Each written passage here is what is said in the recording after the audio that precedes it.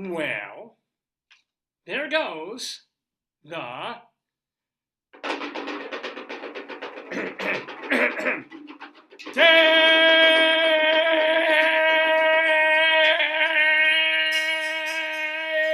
Good morning, everybody.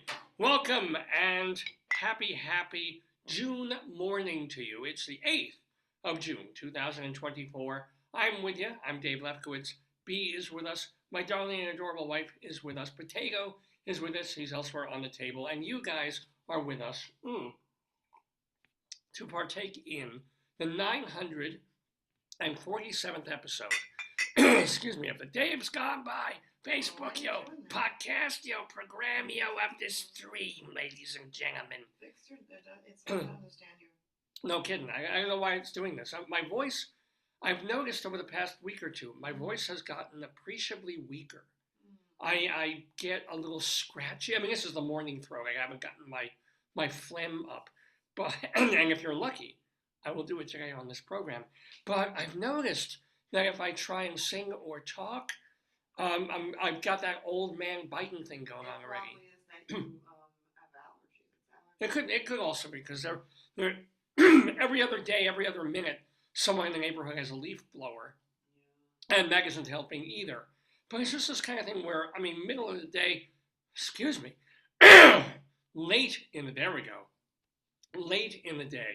I'll be talking or trying to sing something, and it'll be like, and there'll be this sudden catch in my voice, or I'll change an octave, and I'll realize, oh my God, I'm not 30 anymore.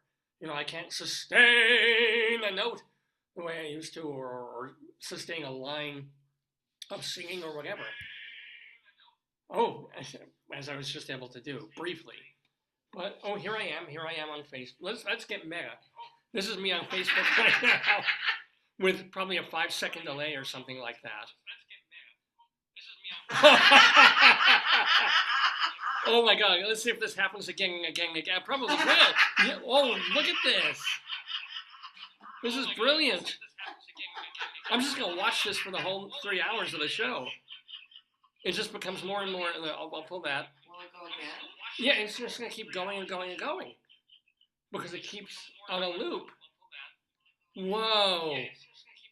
It's like the Matrix. Oh no, it's sticking with the last because I guess there's only so much delay. 2, 3, 4 Davids. Yeah, you can never have too many Davids, but anyway, thank you for tuning in on this June 8th, 2024 for the 947th episode of Dave's Gone By. I went what? No. Okay. Yeah, just kill the volume on that.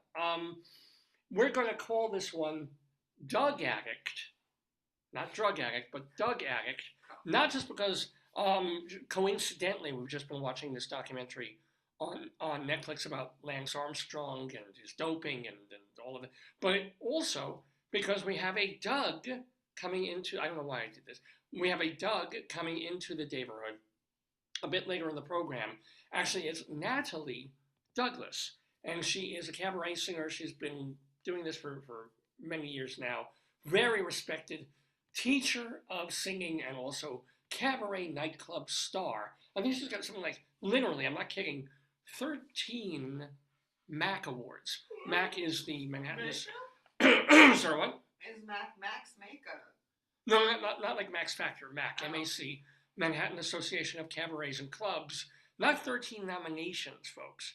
13 MAC awards to Natalie Douglas. And anyway, she's going to be appearing, I think, for the 80-something time at Birdland. She almost owns the place. So, yeah, she's going to be there on, as a matter of fact, Juneteenth, June 17th. There I am. What? Like it won't go the other way. Like it won't. But we would ordinarily have her on next week, the week before she does her cabaret show. Well, of course, next week we have our Tony special coming up. So we're having her on this Saturday today to talk to the one, the only, the Jewish. Let me see if I gargle, if that will help.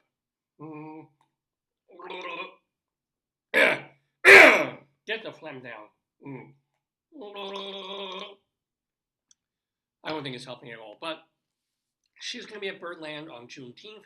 We're going to have her here talking to the one, the only, the Jewish Rabbi Sol Solomon of blessed memory. He will be conducting in fact, he's going to be a very busy fellow today because Rabbi Sol will interview Natalie Douglas live on the show. Also, he's going to be reading part 3. Didn't think the book was this long. It's a children's book. Doesn't look that long, but for the past 2 weeks, he's been reading from a classic book called The P Word, a manual for mammals. So it's basically all about, you guessed it, the penis. And, well, I mean, this photo or this drawing would make you think that it's about peeing. And let me tell you, the first 20 pages are about peeing. But then finally he gets to the reproductive stuff. See, unique animal markings. If you missed it, just go into the archives and you'll see the past 2 weeks of the show and Rabbi Sol reading from the P Word. But today, oh yes, we get to poo-poos and tutus. We get to Rabbi Sol talking about sex and male penises. Fun stuff. So yeah, the P Word, on Dave's gone by. And if that weren't enough, and to quote David Letterman, don't you think it ought to be, Rabbi Sol will be doing triple duty, which is painful, and he has to use extra toilet paper for that. But he will have a Rabbinical Reflection today, where he's written a mini sermon. They're about 5 minutes long or so. Sermons about life and Judaism and culture and jokes and all of that. So he has a topic today. His reflection will be on, the Maldives and Mexico. The Maldives Islands, if anybody even has heard of them or remembers them, and also Mexico. It's kind of a Jekyll and Hyde sort of rabbinical reflection. He's angry, but also joyful, which is what we love about the Rebbe. So we got Rabbi Sol 3 times on the show today, as well as Bunyan Watch coming up. Let's just keep my voice like this for the whole show. No, you're watching. Ha cha cha cha. And then also our Colorado Limerick of the Damned. Let me see if I can just swallow it. Of the Damned, where we're going to Alexander, Colorado. Yes, apparently there is a place. This messed my head up earlier in the week because I've been writing these poems about all these different places in Colorado. Towns, cities, tiny little hamlets, even ghost towns. So there's a big old wiki list of places in Colorado. And, like dozens and dozens and dozens of them. So I've been going through them because it's become very difficult to find new places to write poems about. But then suddenly on this list, it's like, ooh, Alexander, Colorado. All right. Is it a new town? It's nothing. It's listed on Wiki, and it's nowhere else in the universe. Maybe it's not. Maybe somebody just added it. Like you could add anything. Yeah, well, the problem is you could add Davidsville or something. Yeah, but I didn't check before I wrote the poem. Uh-oh. I should have gone Googling more and said, is it real?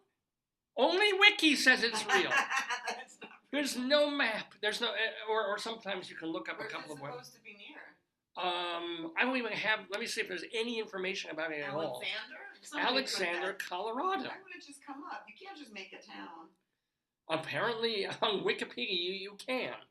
Apparently, there's a post office there. Be happy. Let me see. What is this? Oh, all right. So anyway, Colorado Limerick of the Damned, where we're going to Alexander, Colorado. But let's do our usual thing of showing Dave's week here in Maryland. My wife and I live in northern Maryland, and we do a lot of the same things. We shop, we go to a coffee place. I'll go make you tea. Yeah, I'm gonna make a goddamn tea. I can't deal with this. Don't cough, you'll hurt yourself. I'll make tea. But anywho, so we don't do a lot of different things because we're busy, and also, we like a nice, quiet life. So we don't go hiking or paragliding or parasailing, or don't even deal much with paraplegics because they creep me out. So we shop, we eat at the same restaurants, we do errands, and we do what we do, and we work. But when we do our things, sometimes we try and have a little fun. For example, going to the supermarket and discovering something I've never heard of before, and understand, I'm 60 years old and Jewish, and yet in my life I've never come across frozen gefilte fish. Gefilte fish for sure. Mother's brand gefilte fish in the jars with, the things floating in them. And by the way, I was told by a friend of mine's mother years and years and years ago that the stuff that gefilte fish float in, and by the way, there is no such, as you know, there's no such fish as a gefilte fish. It's this mashup of cod and carp, and it has to be kosher, so that it's not going to be crab in it or fake crab. But pollock, all these little white fish that kind of mash up and turn into these balls of fish. And then they stick them in a jar. But in order for them not to get dehydrated, they put them, in this gelatinous goo. And the goo is not called just gefilte goo, which would actually be a decent name for it. And it's not called mass of stuff.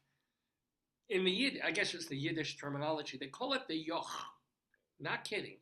The gefilte fish looks disgusting enough. It's these balls of white, like matzo ball looking things. But rather than floating in soup, they float in kind of an aspicy, and if you've ever been aspicked, you know how painful that can be. They float in this aspic-like gelatin called yuck. And so I've seen gefilte fish, and the only time my family would eat it, because it is kind of tasty, but it was a holiday dish. You have it on Rosh Hashanah, you certainly have it on Passover, and you have it with a little horseradish, which I couldn't tolerate when I was a kid. And then I turned into my father's child, because for my dad, it's like the purpose of gefilte fish is to have a little bit of horseradish together, and the red, not the white, because it's too spicy. Yeah. But seriously, right, gefilte fish with a little bit of horseradish, very, very nice. And I've seen this for years, since my childhood. But never have I ever come across frozen gefilte fish in a tube. I don't know why. I mean, it's, I guess, better because always they have gefilte fish in the glass jars, which I'm always worried about. I hate things coming in glass. I don't know why they still do. I don't know why Snapple still comes in a glass container after 40 years. Why? I mean, I used to carry them in my knapsack when I was going to work in Manhattan. I'm always terrified that if I accidentally dropped my bag or my bag came down the wrong way, it was just go, as opposed to, if it's just plastic, it might leak a little, but you don't get shards on everything. But anyway, gefilte fish, and borscht, which my family never did the borscht thing, but always in glass. So somehow maybe plastic is supposed to denature the flavor of. But I don't know if anybody in the universe would really truly be upset about any kind of slight change in flavor to gefilte fish if they served it in a plastic bottle. But now they have it in the freezer case section of your local grocer. Gefilte fish. This is which brand? This is Unger's, which I'll bet you is a brand that's 100 and something years old, and I've never heard of them. But yay for them. Yay for them that they're serving and catering to a certain need. I guess, you go shopping, Passover's coming up in 4 months, let's say, and you're like, I don't want to buy the jar now and keep it on my shelf, but I want to have gefilte fish ready just in case I break my leg. I can't get to the supermarket the week before Passover. I want to know, I can hobble over to my freezer, pull out a log, the gefilte log, and pop it in. I just don't. I guess you would what? You would thaw it, and then, as opposed to cook it, because gefilte fish you generally serve cold. That's the thing. That's the messed up thing about the yuck. It's not like you put it in the microwave. You heat the whole thing up, and then you've got fish floating in broth. I guess you could do that. But never have. No, everybody eats it cold. You eat it cold with horseradish. So I don't know. Anyway, enough of this. I think our neighbor banished your father. He's parked in front of our house. I think he's trying to escape. Thank you. Okay, my this hopefully, well, thank you very much. Yeah, is I put 3 ice cubes in, but it might be hot. Don't burn yourself. No, it's perfect. Thank you. Is it too hot? No, Okay, it's perfect. good. Thank you. Try to make it drinkable. No. Yeah, it's got honey, just some honey and agave, so you can mix it. Honey will coat your throat. I know. Yeah. I just needed to get that. Yeah, you sound better. I haven't had that for a while. Of just this hocking until like a People gob told me, comes up. everyone said to me that for allergy sufferers, because we're in a new place, that May, and now we're not wearing masks as much, right? Yeah. So that May is the worst month for allergies in Maryland. Like, it is the absolute. Like, we're in June. No, but it's still like, you know. Yeah, we're still got the carryover. Like, it's still, this is like the worst allergy, like the heavy allergy time. So. Yeah, I know. Also, I don't talk that much in the morning before. Not true. That's not true. That's not true. You were imitating Randy Newman. Not this morning. But every day for like a long time. You know? Yeah, I had Randy Newman disease this week. It was. Do you want to tell folks what that is? No, please. Oh. So. Chicken will explain. There was this thing where I was trying to do. I don't do impressions. What was it? But you were trying to do that. I was trying to. Don't even go there. I was trying to do impressions to impress my wife. And every time I tried to do any impression of anybody, and my impressions are terrible, but I try, they would suddenly morph into Randy Newman. Yeah. No matter what I would do, trying to do Carol. Hello, Daddy. Hello, darling. So nice to have you back. Will you be now? Suddenly I turned into Randy Newman. You thought Carol Channing would break it, but it made it worse. No, Carol Channing made it worse. Yeah. Who else did I try to do? Everybody. Yeah, you tried every single. And everybody would turn automatically into Randy Newman. Yes. Unintentionally. It was kind of like Randy. I was channeling Randy Newman's both his speaking voice and his singing voice. So if I was doing Gilbert Gottfried and I was talking about suddenly this terrifying Randy Newman disease. We talked with the doctors at Johns Hopkins about it, and they say it would pass along with the allergies, but it would take a while. They told me not to go on stand-up comedy clubs and try to impersonate anybody, because the tension would just make Randy Newman foment and come back even stronger. So will not be. Who else was? I don't even remember who else I was trying to do, because I don't do many impressions at all of anybody. But when I do, I try to do. Sometimes I try to do George Burns. Oh yeah. Which I sound nothing like George Burns, but if he were from Louisiana, see that Randy Newman disease again. It's a very scary. It's a little scary until you get used to it, and then you start talking like Randy Newman, and then it's okay. Now let me get some more of these photos up from the week. We've also got and I know I talk about this every week, and I beat this into the ground, and you're probably going like, oh, why is he talking about this again? But I have to. They did change the Black Plate Special at Mission Barbecue. Oh boy. They did it. They did it as warned around Veterans Day, right? It's Veterans Day is now, Memorial Day is Memorial, excuse me. And then Labor Day is the fall one.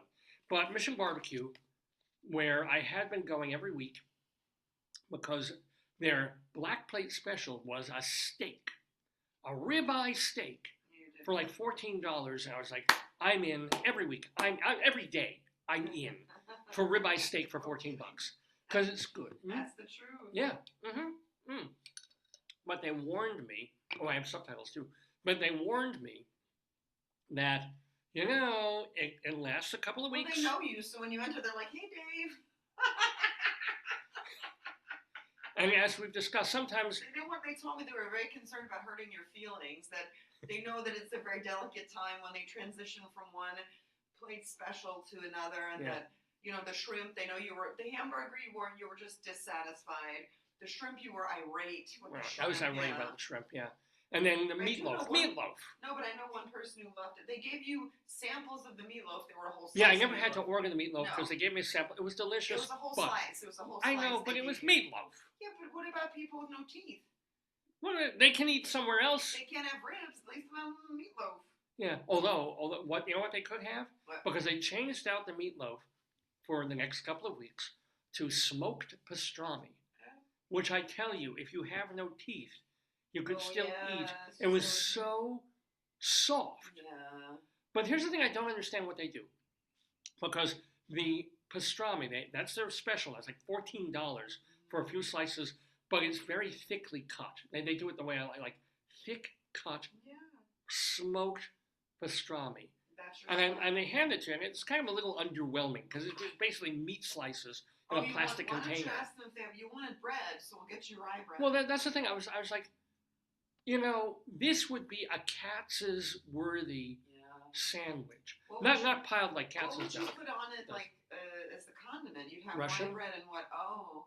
Russian, maybe pickle. How could you make Russian? They have mayonnaise and what? Well, you could have mustard. Mustard would certainly do also. Oh, yeah, they give you a spicy mustard. Yeah. Pastrami on rye with mustard. But they don't give you any bread. There's no Jews in Mission Barbecue. We're going to get you some rye bread at the... Well, I don't know if I'm going to get that today. I might not. It was delicious. I loved it. Yeah, but you could get one for the week. Like, get one to take home, and then you could get... A nuke it and have it. I had part of it the next day. Get you rye bread, and you can make sandwiches. Yeah, because it was, a sandwich. Yeah, they don't give you that much. We make sandwiches. I wish they did. They gave you 4 big slices. Yeah. You could make 2 sandwiches. Which was enough for one meal and one meal and one leftover. Yeah.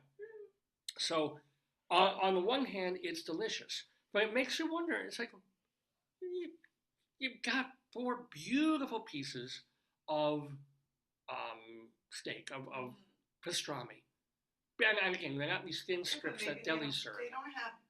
Do they make a sandwich with any other kind of bread? Do they have bread? You could ask them. They usually do. That's the thing. If you order brisket, it usually comes on. Yeah, but then you could ask them to. Or pulled pork. They generally do that. Yeah. I'll see if they have a slice. All they got to do is add 2 slices of rye bread. Give you, you can get your own packet of mustard or use the mustard pump if they have one, and you're good, and you're golden. Pickle would be nice. A little bit of pickle.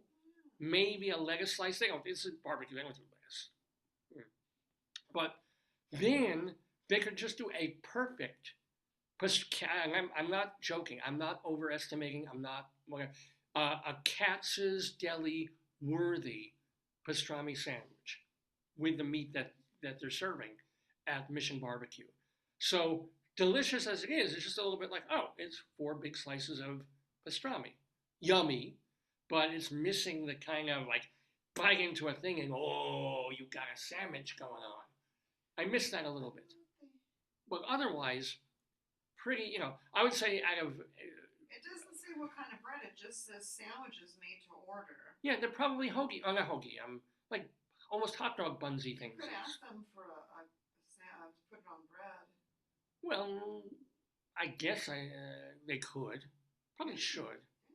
With a little bit of mustard, it works. So, again, I would say not quite an A+, but an A. Did you show the picture of you eating it? I showed. Well, let me show you again. The plate of here it is. 1, 2. See, look at that. They almost look like spare ribs when I hold them like that. And that's the usual cornbread in the tin foil there. Along with, and they do give you the mustard. They do give you the spicy mustard to go with. They give you everything except the sandwich. Well, maybe they're looking at keto-friendly people who don't want carbs. Oh, do you think? Look at happy David. That is joy. Oh, look at that. So happy is David. Because that ain't shrimp. That's seriously. That's a black plate special, my friend. That should be their slogan for the black plate special. It ain't shrimp. Would it be better if it was $10 or $11 and not $14? Would it be better if it was what do you like, the Hawaiian steak? That's your favorite. Well, steak is steak. I mean, you get a steak for $14 in this day and age. That's pretty cool. I mean, we went to a place with wonderful food yesterday, and I was thinking of ordering. It's not an Indian restaurant, but they have a tandoori chicken wrap, which I was tempted because I love Indian food. I think that's not new though. Oh no, it's on the regular menu. Oh, okay. But it's $24. I know. It's not. I'm not talking. It's chicken. They're in a fancy area, and they're the only place that does that. So. Right, but for the same price, I got a lobster roll, and with like a ton of lobster. Probably have pictures of you eating that too. You probably do. We also, just to show how thrilling our lives are here in Maryland, we also went to the library this week. The beautiful, beautiful Cockeysville And yes, we do live near. If anybody is appropriately living near a place called Cockeysville, the Cockeysville Library. What were they It was advertising? a reading adventure for summer. It's the summer reading adventure. Let the adventure begin. I think the kids, if they read so many books, they get something. I don't know what. Oh, yeah, I used to love that sort of thing. I don't know. I think it's some kind of thing for a summer reading program. Then they should give kids homework. They just put their phones down. It's like, if you can put your phone down for a minute and a half. They read. There's always kids in there studying. Let's see what else. What is this? There's a picture of the deer and the bunny. Yeah, this one my wife took earlier this week because every once in a while, and we did see a couple this week, we see deer. Well, then I was walking and I bumped into a deer. Right, yeah. Normally, we'll see it in the backyard or the front yard, but she went walking, and literally just on the path, the sidewalk is like, hey. She saw this, which is always just, such a delight. And, we love our neighbor across the street, and we talk to him all the time. He goes on vacation with his wife and stuff. And we're asking, because he's always working in the yard, always working in the front yard. He used to tend grounds at a local university. So he's constantly dealing with the shrubs and the flowers and the trimmer of the hedge and the this. And then he's like, what are you doing? He's like, I'm putting down deer repellent. I'm like, deer repellent? Just in the front, just in the front. Why? Who wants to, we're in suburbia. Why wouldn't you want deer? You don't want them to eat your flowers. Like, you want them, but you don't want them to eat stuff. I guess. I get it. In fact, I saw something on Facebook today where the people with this big backyard put down this enormous patch of clover. What does clover they do? planted clover in the backyard. Yeah, what does clover do? Bunnies love it. Oh, clover. Rabbits love Where do you get clover? I don't know. But, like a garden store? Yeah, but here's the deal. They love it so much that they'll eat that, Oh, and they'll leave the that's other a things. Good idea. Right, yeah. Whoever thought of that? The people on Facebook, yeah. That's so smart. You mean like 4-leaf clovers? Well, yeah, because 3-leaf clover is poison ivy. Yeah, clover, we get it. But is clover like? It's like a weed almost. Clover is like a 4-leaf clover. It's the same thing. Yeah. So bunnies love it. It's like bunny. What do they call bunny nip? Really? If you will. So supposedly. We should get that. Well, yeah, and we have a little patch of clover. Then the bunnies will eat that, and probably not eat because they'll eat dandelions. They'll eat other weeds, which is fine by me. But it's true. We have bunnies at this time of year.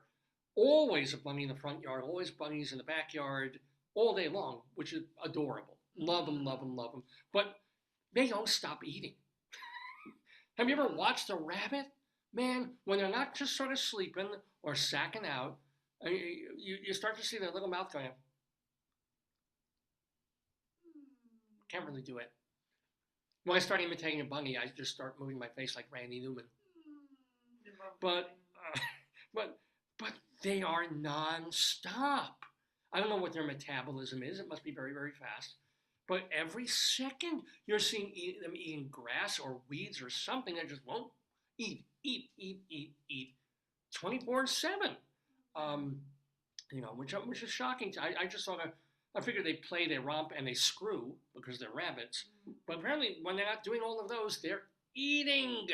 And I can understand how farmers or Elmer Fudd, when he's planting carrots and whatever else, suddenly sees his yard destroyed because he's got bunny rabbits everywhere. I just love to see them. And I know they're probably eating away at flowers that we have and other pretty. We don't have a vegetable patch or a vegetable garden. Probably should, but I know they're doing. I know the deer nibble at bushes with flowers and things on them, but I almost rather look at a live deer than a flower. That's my taste. I think animals are cute, most of them. Pit bulls are not cute, but deer and bunnies are. So, did you hear about this? What? It's just awful. This rancher in, I forget whether it was Colorado or Texas or somewhere. So he has like a couple of hundred deer on his property. Yeah. And a couple of them were tested. The town tested them. And there's this thing called animal wasting disease. What is that? It just sort of makes them lethargic, it wastes them away, it was whatever. And he's like, please don't touch they're mine. they're not my pets, but they're my property. Yeah. And the county was like, no, we can't have this spreading, this disease spreading to deer all over America because it's in like 30 states or something like that. And he tried to legally fight them, and then they won. And so they ended up last week shooting 300 deer. Wow. I don't know how you destroy 300 deer because you can't eat them because they have wasting disease. I imagine you can't even make them into a coat because. So what do they? How do you dispose of 300 deer carcasses?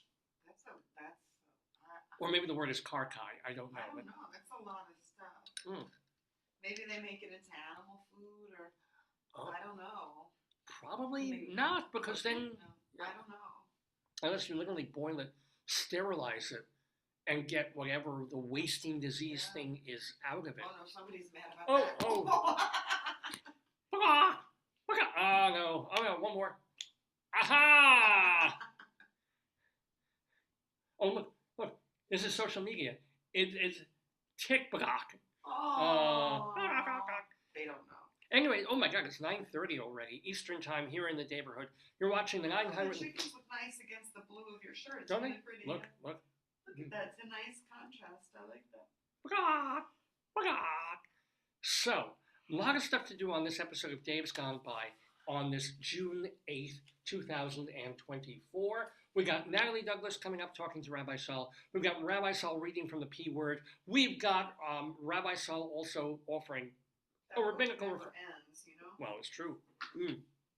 Offering his rabbinical reflections on the Maldives and Mexico. We have our Colorado Limerick of the Damned for Alexander, Colorado. Bunyan Watch. I don't know if it's a real town, right? Well, if Wikipedia says it's a real town, at least until somebody deletes it. Somebody deletes the name. It's a real town. I changed the Wikipedia page last. Oh really? Last night. What was it? Which one? About Colorado towns? No, it was something I was looking up. This goes down into a wormhole, but there was an Israeli singer. Yeah.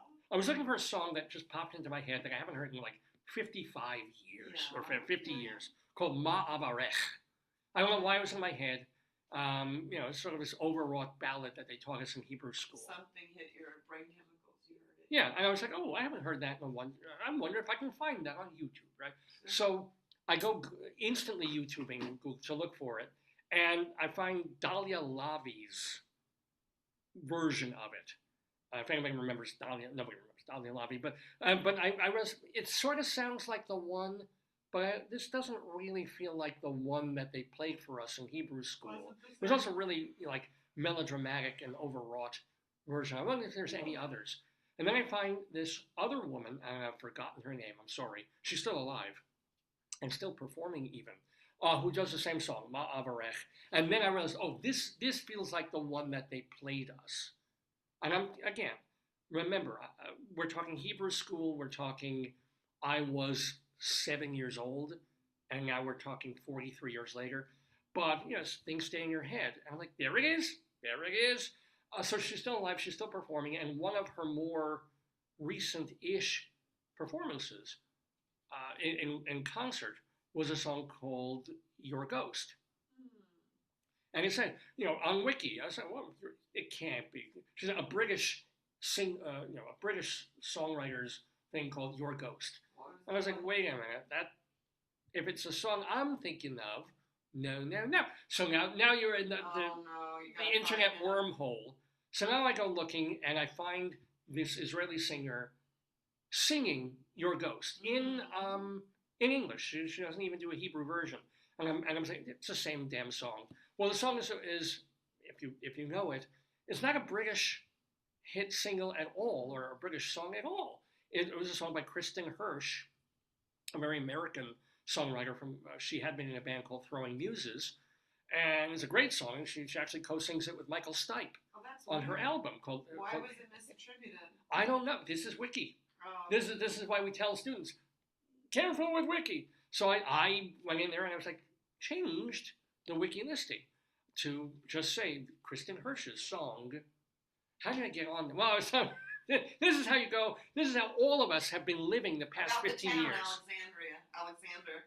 Well, You were saying about how Alexander could have been a fake town on Wiki. Right. That's what got you. Yeah. I'm trying to follow. Yeah. And to go from that to Ma'avarech, to Dalia Lavi, to an Israeli singer, to Kristen Hirsch, to your ghost and Michael Stipe.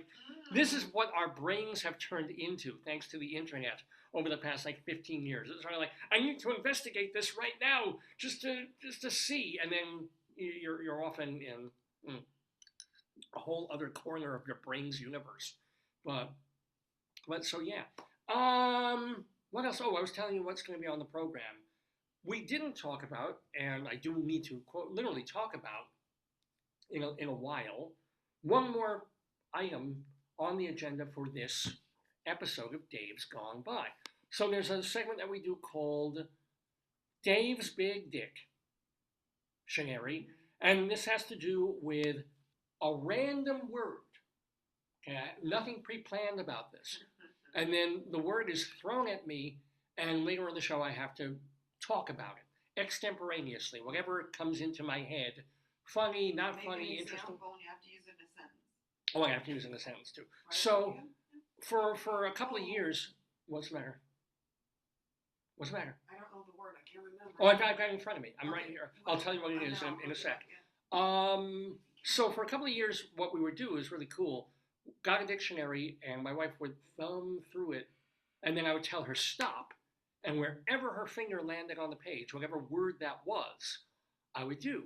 But now Merriam-Webster has made that unnecessary, because they themselves come up with a word of the day, an official word of the day. If you go to Merriam-Webster on Twitter, so their word of the day is incognito. Oh, I couldn't remember. Incognito. Which you can't do with that shirt.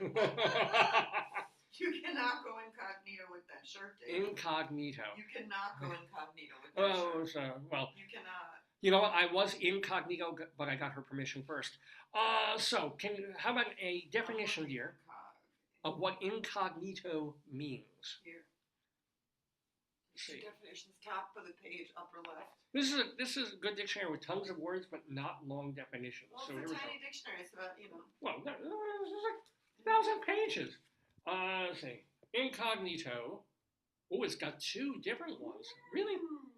First of all, as an adjective or adverb. Yeah. With one's identity concealed.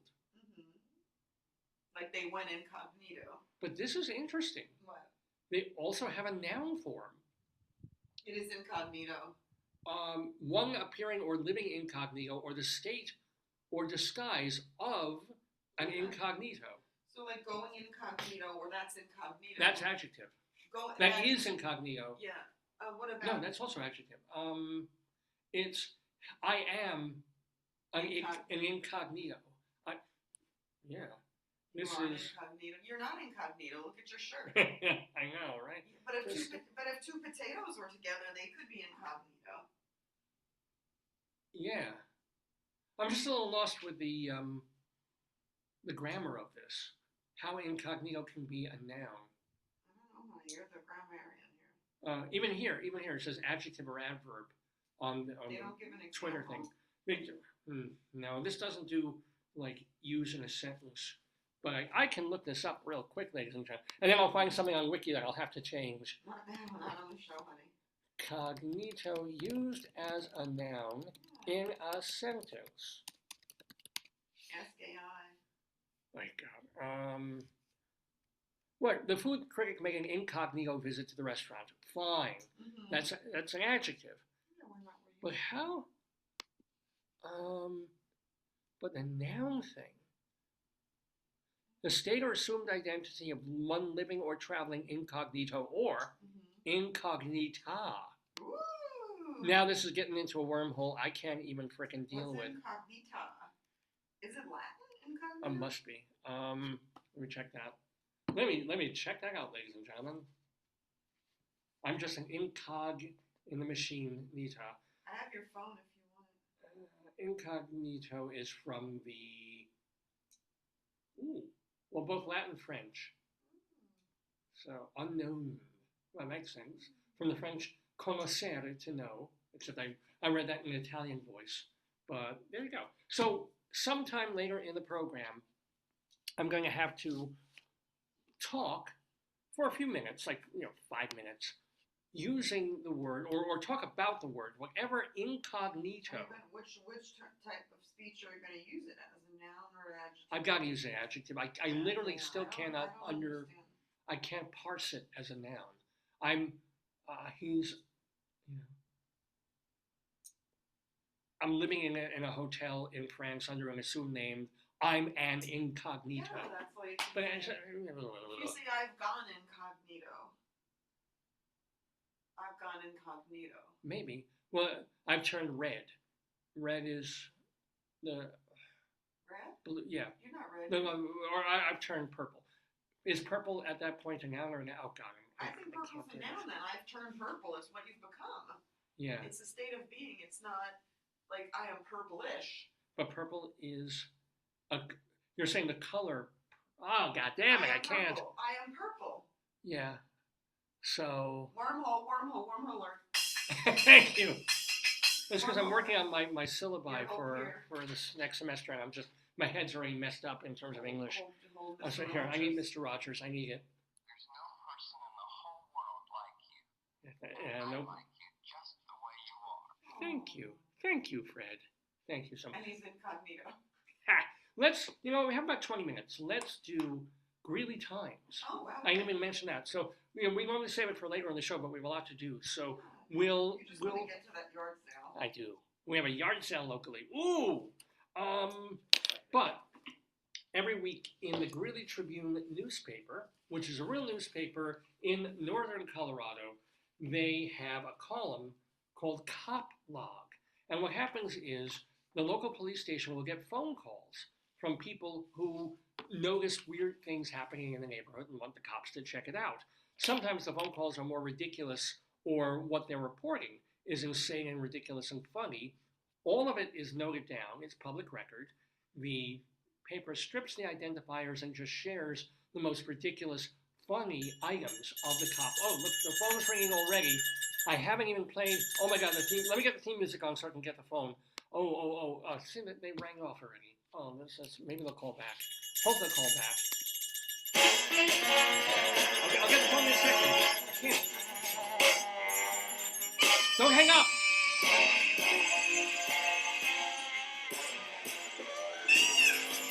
Oh, good. Okay. So I'll get you on the chicken phone. Alrighty. Good morning. Okay, we have a call coming in from 8th Avenue. 8th and 8th. Saying, yeah. Again, this is from the newspaper column. A naked man had been in the dumpster for the past couple of hours. Hey, maybe he was taking a dump. Maybe he lost his clothes. Okay, he's searching for them in the dumpster. Stuff, yeah. Some people are really very militant about recycling. And I would go naked into a dumpster if I could wear sneakers or shoes. That's disgusting. I'm more worried about my feet stepping on your something. whole body. You might get that deer disease. Oh well, yeah. That's true. But at least I could tick it off my list. Oh my God. Oh, do we have another? Strangely quiet. Nope. There's another call. I'll get it on the other phone. A caller. Oh, I saw this one coming. A caller at a window repair shop. This one's going to be a pain. This is a recipe for disaster. Yeah. Pain. Oh, that's cute. On 10th Street. Oh! This should have been an awe alert. What? This caller at the repair shop reported 3 billy goats loose behind the building. The caller said it looks... Wait, get ready for the awe note. Yes.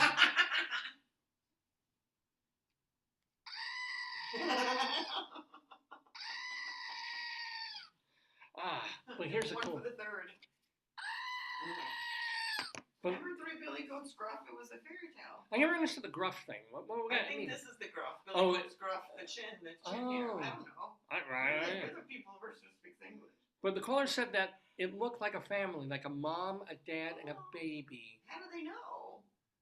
Well, 2 grown. Big ones and a little guy. Yeah, how do we know when we see deer in the backyard when 2 of them are like this and one is like this?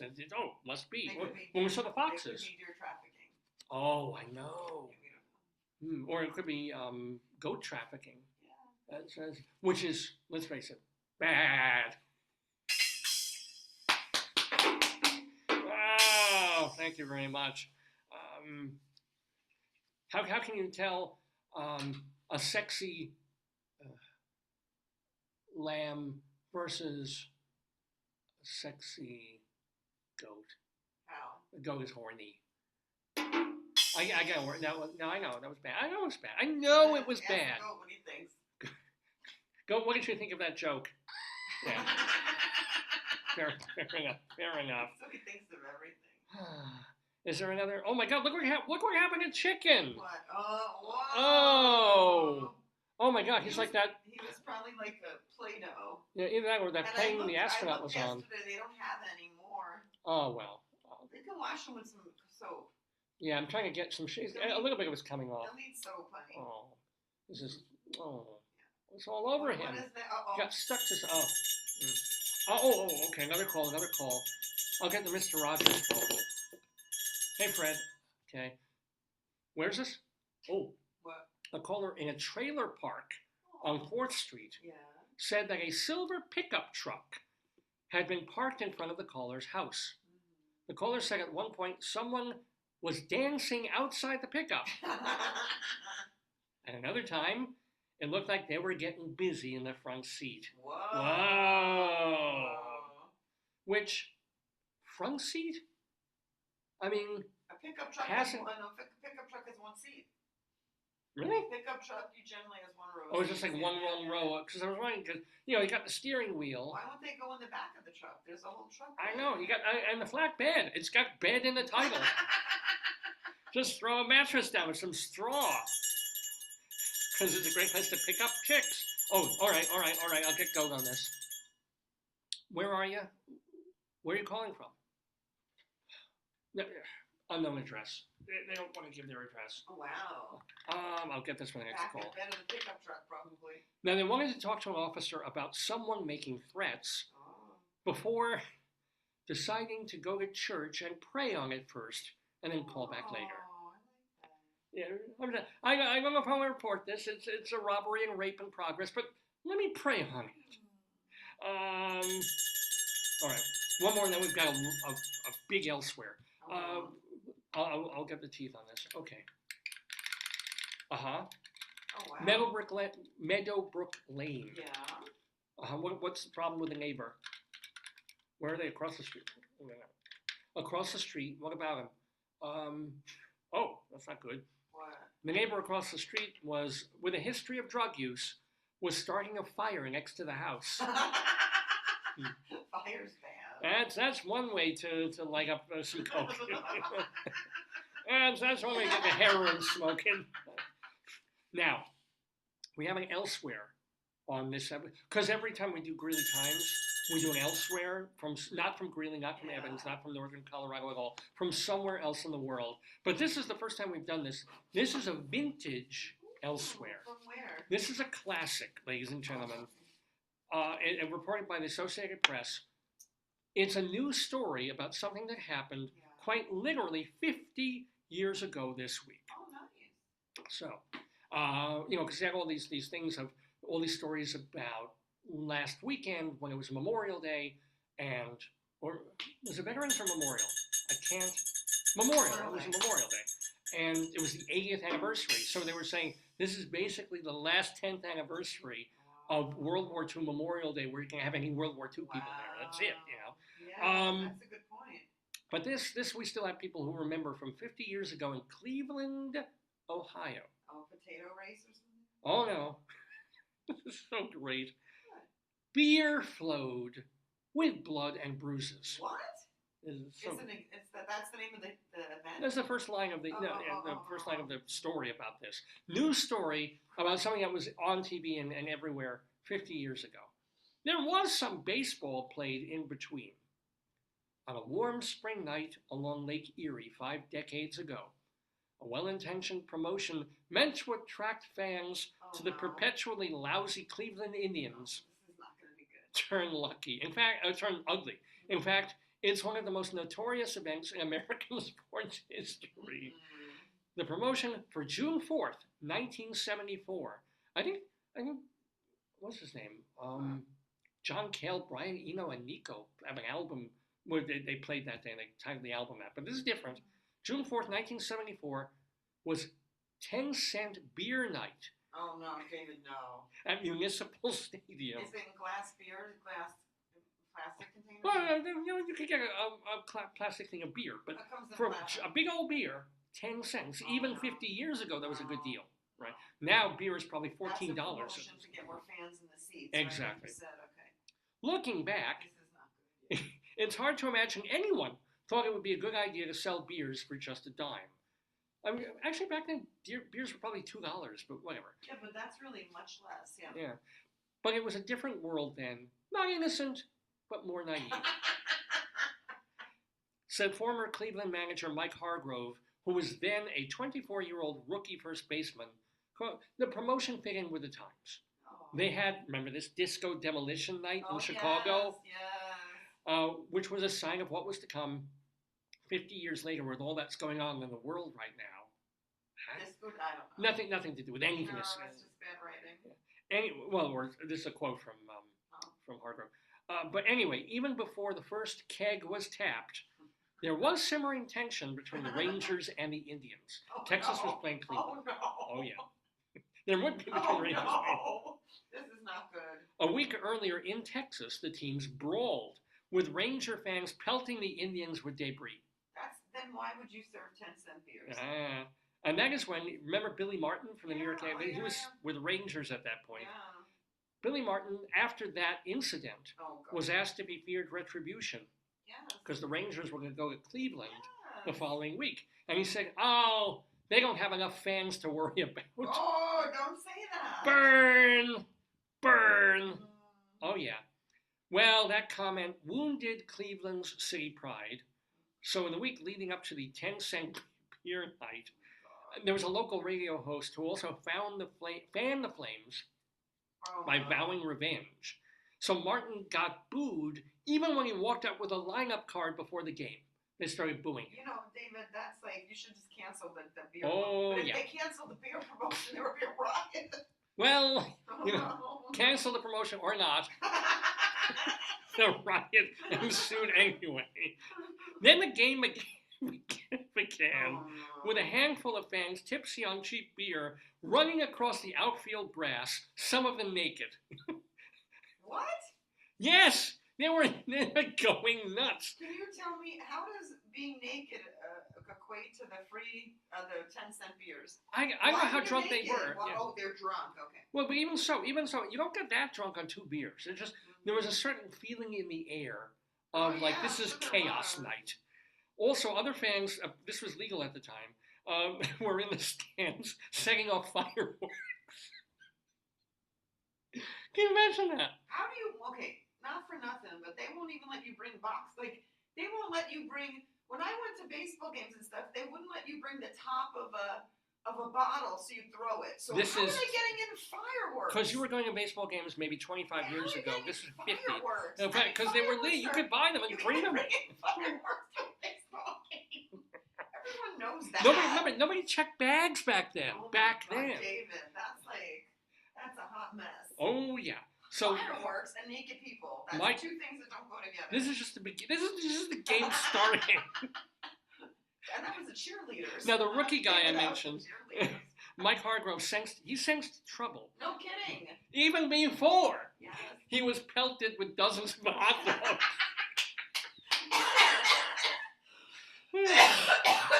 Not to mention barely dodging being hit by a wine bottle. Where are you putting a wine bottle? What kind of game is this? It's a baseball game in the middle of summer You for bring a crappy fireworks team. in a wine bottle. Yeah, oh yeah. About the 2nd inning, he recalls, fans started running. They started running back and forth across the outfield. First a couple of people, but then a whole bunch. Now understand this. That's the right people. This was the Fireworks. second. You want to know why they did this? Beer night.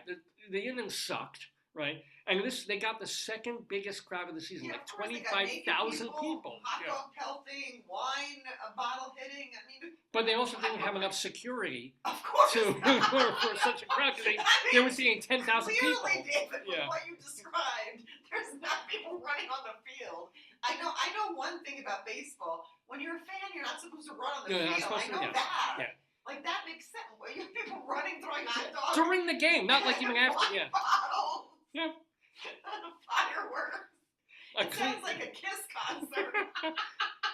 Well, Kiss is happening on stage, the fireworks, not in the stands. A Cleveland fan remembered seeing people streaking across the field with police chasing them. And the runners were laughing and going, "You can't catch me." Except at the other side of the field, cops were there with billy clubs who caught them and started hitting them.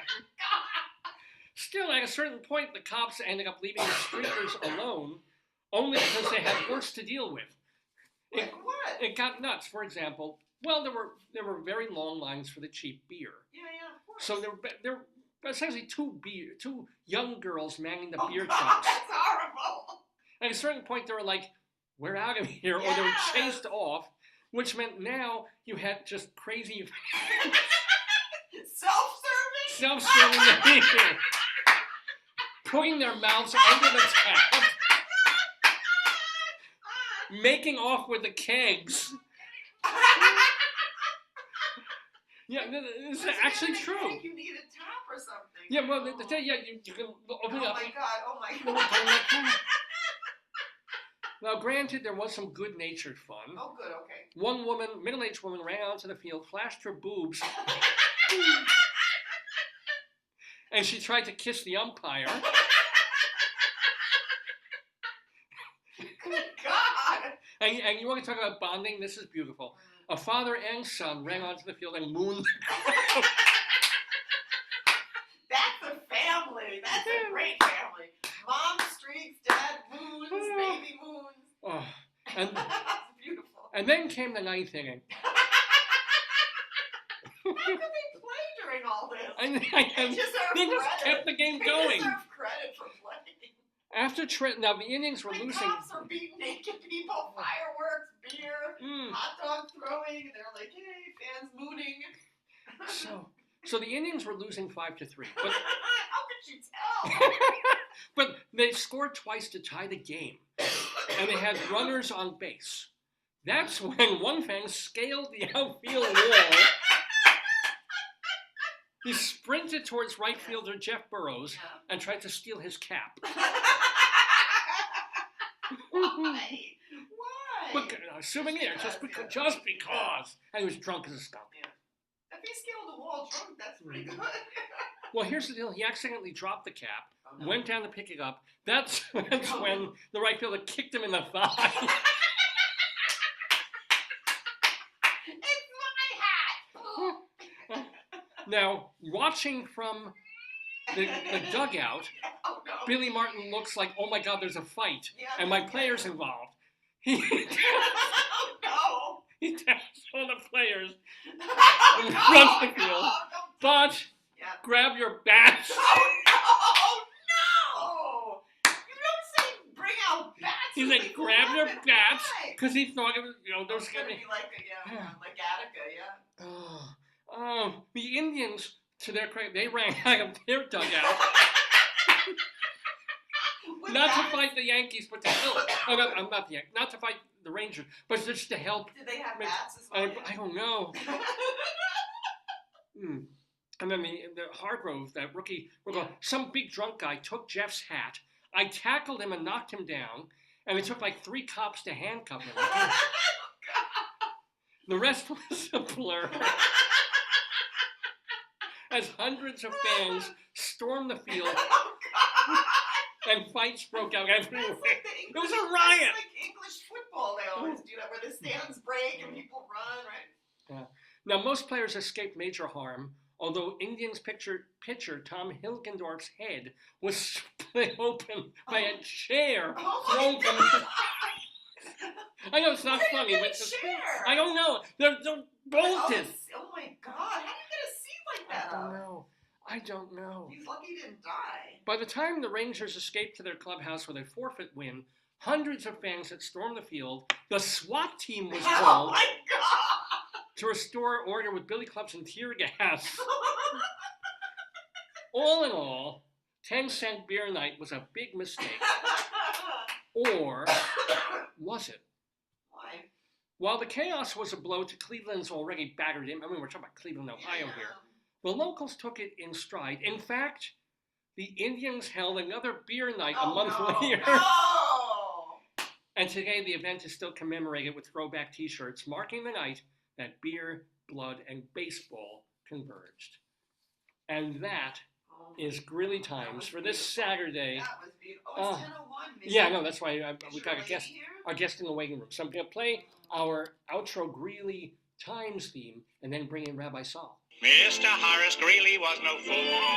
I'm sure that you'll agree with me that Greeley was no fool. What he is getting at is that Mr. Greeley was no fool.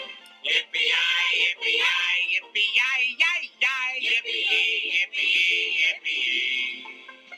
Ladies and gentlemen, it is a little bit after 10 o'clock in the morning, and we have a guest coming into the neighborhood on this Saturday, June 8th, 2024. It's cabaret songstress and singing teacher, Natalie Douglas, 13-time MAC Award winner. She is going to be joining Rabbi Sol Solomon in the neighborhood in just a moment or two. Don't go away.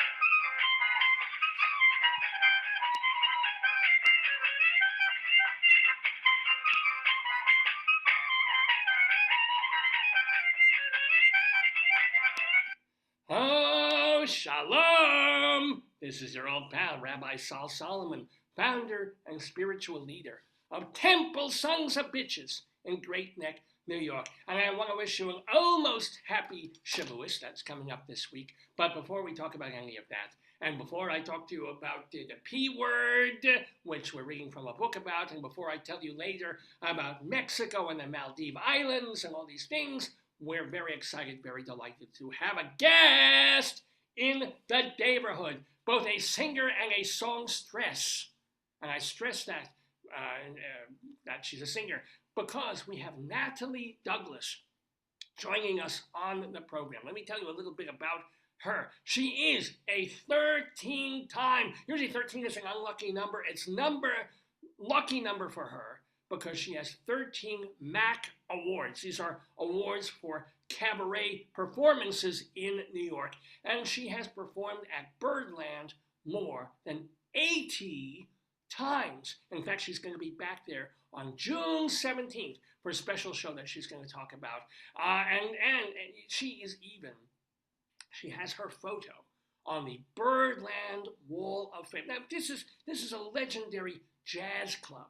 And also a club we talk about every week because we have so many cabaret people on the program. But joining us as soon as I'm hoping, because I just admitted her, but I don't know, I'm hoping she's coming in, or she might have to redial and come back. But come back, Natalie. I don't need to, this is good. She's coming back. Here she is. I need you to unmute your microphone there, because... Hello. Hello, shalom, Natalie Douglas. I'm just giving you an intro. How you doing? I'm well. How are you? I'm me. I'm Jewish, so I have all sorts of. But you're looking good. I love the look. I love the glasses, and I love the hair things. Thank you. You're getting payas extensions, but I'm not. These are the first two, but they just flip and fall. Anyway, let me tell you something about this. Reviewing Ms. Douglas, when she was in performance for CabaretScenes.com, a writer there named Bart Greenberg wrote, quote, "She is a diva of the first order, bringing her trademark warmth and good humor, her sweet innocence, and her glorious and flexible voice and style. Natalie Douglas does it right." So won't you welcome to us the right doing Natalie Douglas. Shalom, how are you? Why, thank you. Shalom back at you. How are you? As I said, yeah. But the more important thing is, Mazel Tov, you're going to be at Birdland Yes. on June 17th, as you call Juneteenth. So Yes. tell us about this special eventy thing that you're part of. Sure. This is my third annual Juneteenth show since it became a national holiday in the United States. We've done a show on the Monday, wherever that falls, right before or right after Juneteenth for 3 years in a row, and it's a very special moment. I'm a very political creature. I'm a very sociological and cultural creature. So I love to do programs that sort of talk about where we are in the world and where we are as artists and where we are as a nation, where we are as human beings. And this show does that. This show celebrates, I mean, Juneteenth has become, long story, but I was adopted. I didn't know I was adopted, but the family I grew up with, my parents are from Texas. And so in Texas, Juneteenth has been a holiday for 100 and almost 60 years. It became more of a national holiday over the last 20, 30 years. But so it was something that our family often did. We'd go, I grew up in Los Angeles, and we'd go visit the Texas relatives that third week in June, and there was always a picnic and a church thing, and it was always this, family celebration, which I later came to learn was wider than just my family. It was celebrating a very specific historical moment for Black people in this country.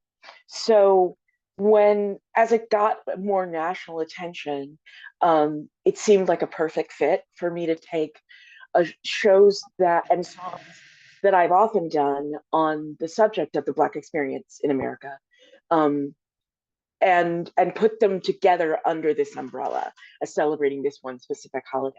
And the thing I like about it is that the holiday celebrates not just achievement through struggle, and not just acknowledgement of the trauma, but also excellence. So it celebrates Black excellence, and there's joy in it too. It's not just a litany of the things that went wrong. Please, look at all the Jewish holidays. All we do is complain and starve. It's like 24 hours we can't eat. We have bad breath. We hate each other.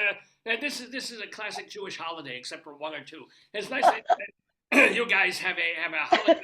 Oh, we're gonna celebrate. I mean, it's bad things, but mostly we're celebrating, and we're celebrating good things. Yeah, celebrating we're here. Celebrating that you're here. And what are you going to be? Because it's dedicated to Black female singers, right? That's yes. Yeah. Yes. Well, each year I've done a slight variation on the theme, so I'm not doing the same exact show every year. So the first year we did it Juneteenth freedom songs, and then last year I did Juneteenth Jubilee specifically, sort of, and kind of a focus on the '60s and music of the '60s by Black artists. And this year I'm focusing on the women. So I'm bringing in mostly female musicians, and I'm celebrating by singing songs that were either written by or made famous by Black female artists, and also telling some stories about some of the great Black women who have been an inspiration to me, Shirley Chisholm and Fannie Lou Hamer and Mary McLeod Bethune, and talking about, I grew up with a mother who was very active in the National Council of Negro Women, and its sister organization, National Council of Jewish Women. And yes, in Los Angeles, those two organizations work together often. And I grew up sort of a part of all of that. And I went to all-girls school, so I have a lot of female heroes in my life. And I like to celebrate them, and I like to talk about them, and I like to look to them for inspiration in the times that are kind of rough, because sometimes they're kind of rough. So yeah, so it's a celebration of all of that, and an exploration of it, and singing the songs and telling the stories, which is always fun for me. So even more detail, give us an example of 2 or 3 of the artists and songs. So surely she's some great lady, but not much of a singer, as I recall. No, she didn't sing so much. Nina Simone is my queen. She's always like at the center of most things I do, because I adore her and I have since I was a kid. And she was a firm believer. She used to say that an artist has a responsibility to reflect the times in which they live. So her work was often attached to and spoke to the things that were happening in the world around her, and in the political world, in the global community. Sort of, she was happy to tackle anything. So she wrote songs on the subject. She also covered songs that she didn't write on the subject. Like, one of the songs that is on the song list is a song that Nina recorded called "I Wish I Knew How It Would Feel to Be Free." It was written by Dr. Billy Taylor. And I think it's one of those, it's become a jazz standard, but it's one of those songs that is deceptively simple, in the sense that it's not, overly complicated. It's not like super intricate and weirdly atonal or anything like that. But it's really deep. So we're going to put that in, and probably, because it's become something of a trademark when I do these programs, Nina's original composition, Mississippi Goddam, which, I have said over and over again now, is now 61 years old and still sadly relevant. But the good thing about it is that what Nina did is take all that anger and pain and rage and despair that she felt, she wrote it in reference to the bombing in Birmingham, Alabama, that murdered 4 little girls waiting for Sunday school to start. She took those feelings about that attack and she voiced them, but by virtue of her artistry, she also turned it into this beautiful piece. So it's like somehow she took all of those awful feelings and found beauty and strength in surviving, and like the hope for things to get better. And so I think it's still worth singing.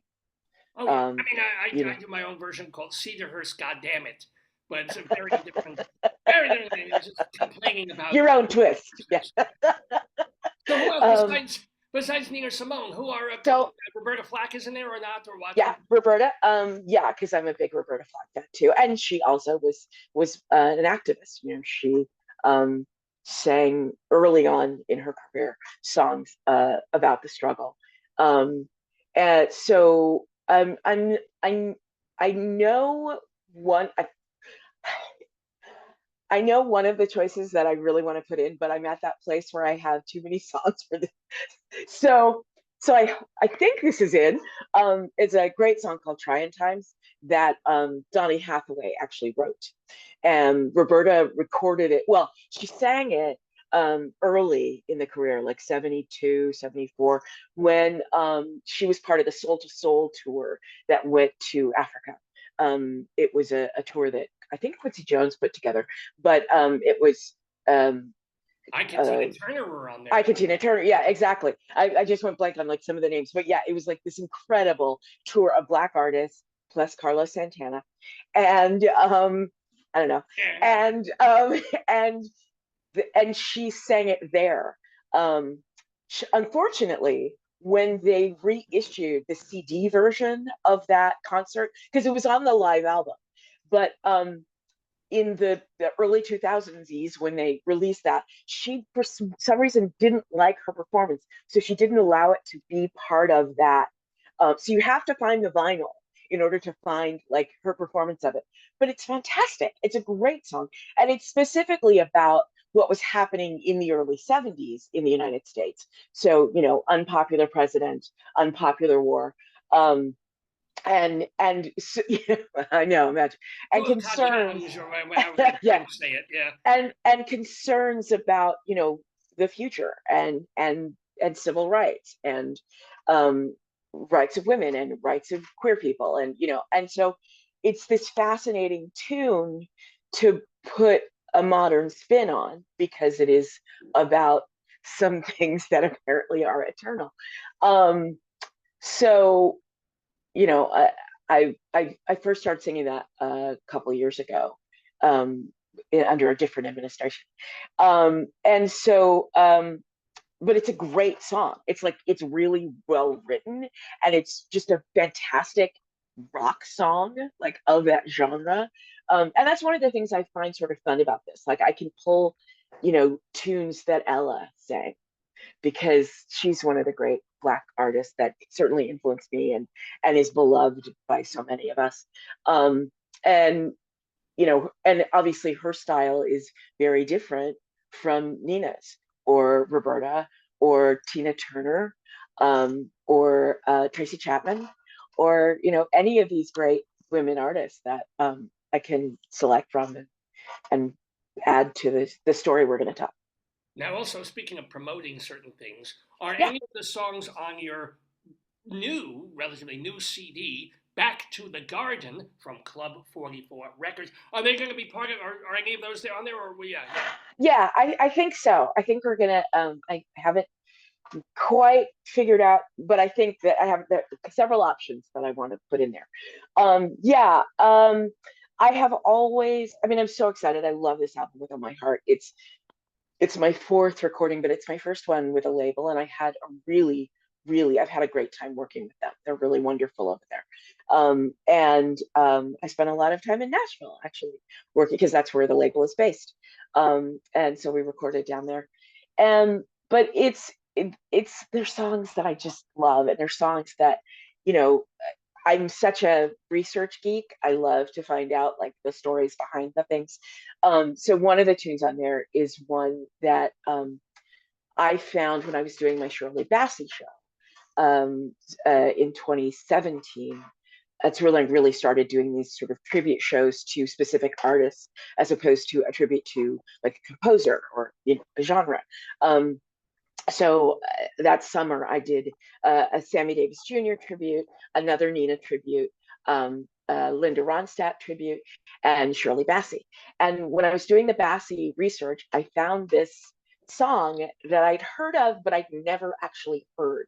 And when I started looking for it, I couldn't find the actual song. I could find, bits of like little bits of information about it, but not a recording of the tune, because apparently she only recorded it for a demo, and it was supposed to go on an album that it never did. So the only recording of it that exists is from a TV special that Dame Shirley did in the 70s, I think. Maybe the late 60s. No, it was in the 70s because I remember which husband it was.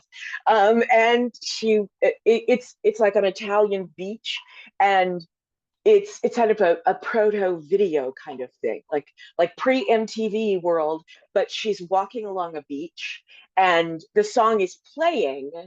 So you hear her singing it, but she's not actually singing it or lip syncing it, and the images that we see have nothing to do with the song. So it's kind of amazing. But the song was written for her by Lionel Bart when he wanted her to play Nancy in Oliver. Oh, wow. And the producers at the time weren't sold on the idea and have ultimately decided no, she can't do it.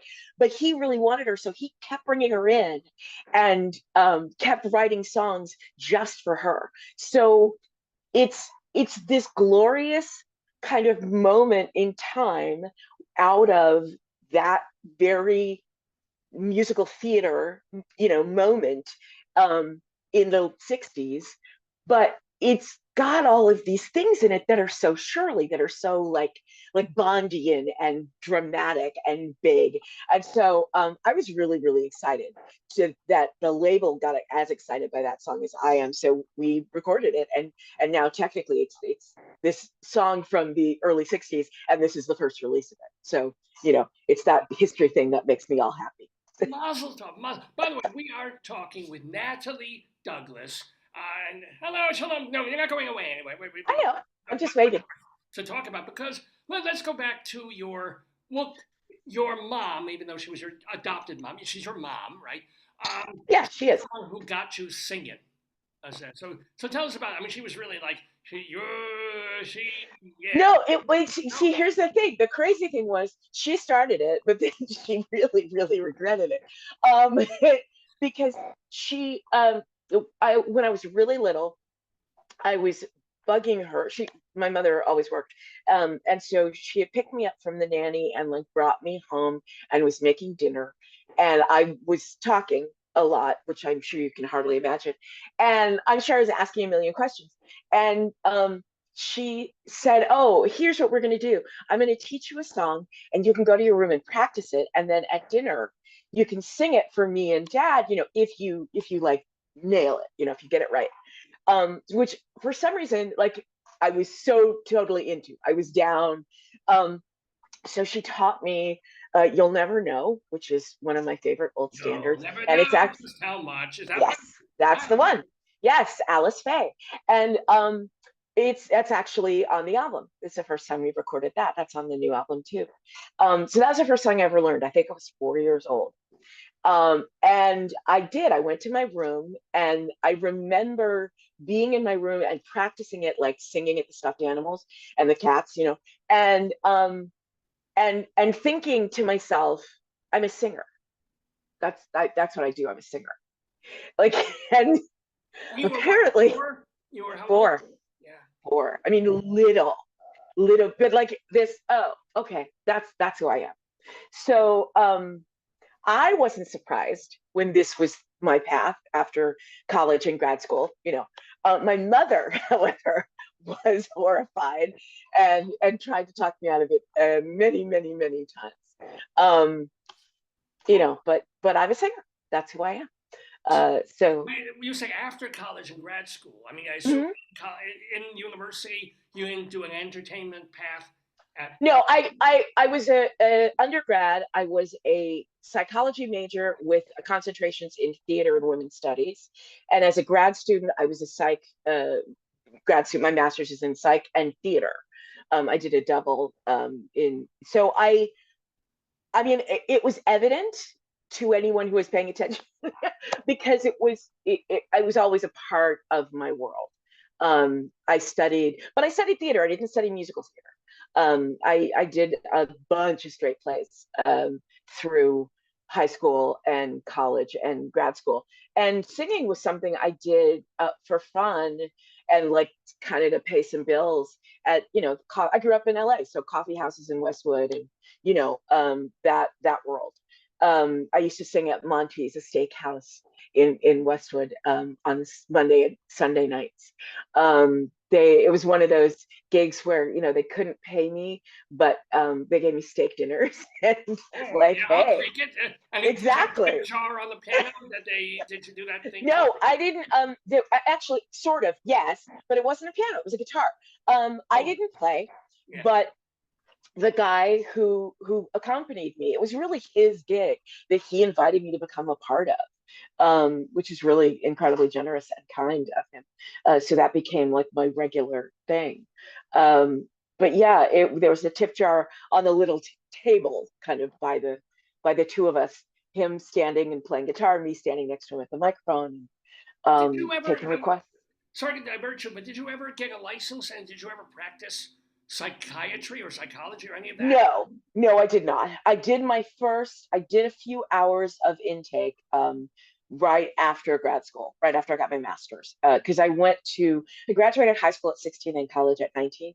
So when I graduated with my master's, I was only 21. And for a little while, it was kind of, there were a lot of people who looked at me askance when I went to, sort of job interview, world, when I did that world for a little while, that were kind of like, why are you so young? What are you doing here? So I did a little bit of the training that at the time in Los Angeles required a certain number of hours doing intake evaluations. When people came in to this particular facility, it was a clinic, outpatient, they would, we got trained how to find out what they're there for. So it was sort of a questionnaire, but not, we asked questions in a more open-ended way so they could answer. It wasn't like a multiple choice question.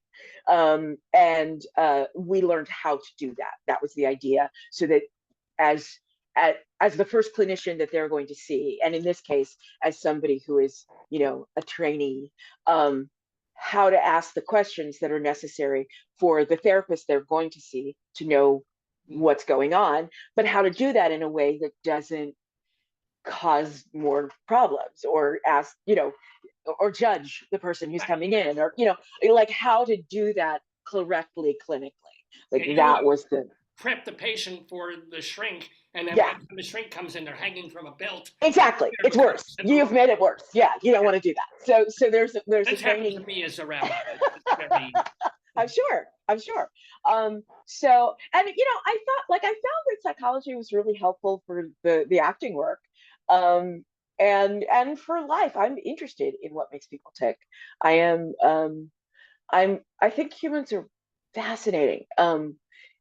Sometimes truly terrible, and sometimes like capable of such magnificence and magic and kindness and joy, and and we're all of those things, and so I find it fascinating how people decide where they're going to act from, on any given moment, like what you're going to be kind, you're going to be, like how people make those choices, and what goes into making us who we are as adults, and as children too. I mean, children are interesting too, and I think all of that kind of dovetails with the art, because music and theater and I think art is our way of kind of connecting with one another, because sometimes when we talk, we don't really hear one another.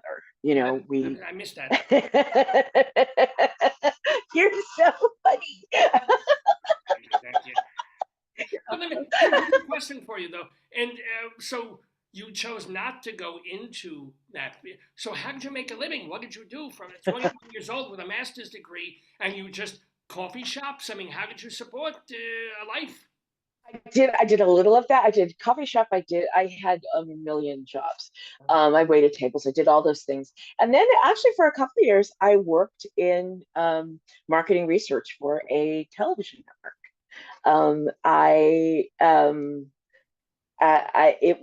It was very interesting.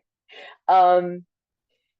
At the time, Yeah. well, at the time, I thought it would be I was like I said, 21, and my mother was really insisting that I get a job with benefits, insurance, and such.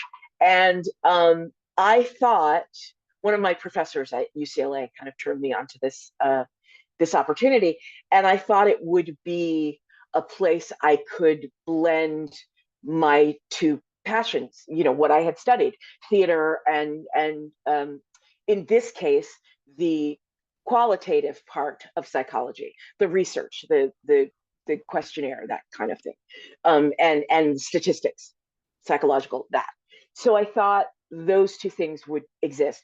I got the job, and then I found out that really it was just the statistics part. It wasn't the and analysis, but it wasn't the theatrical part at all.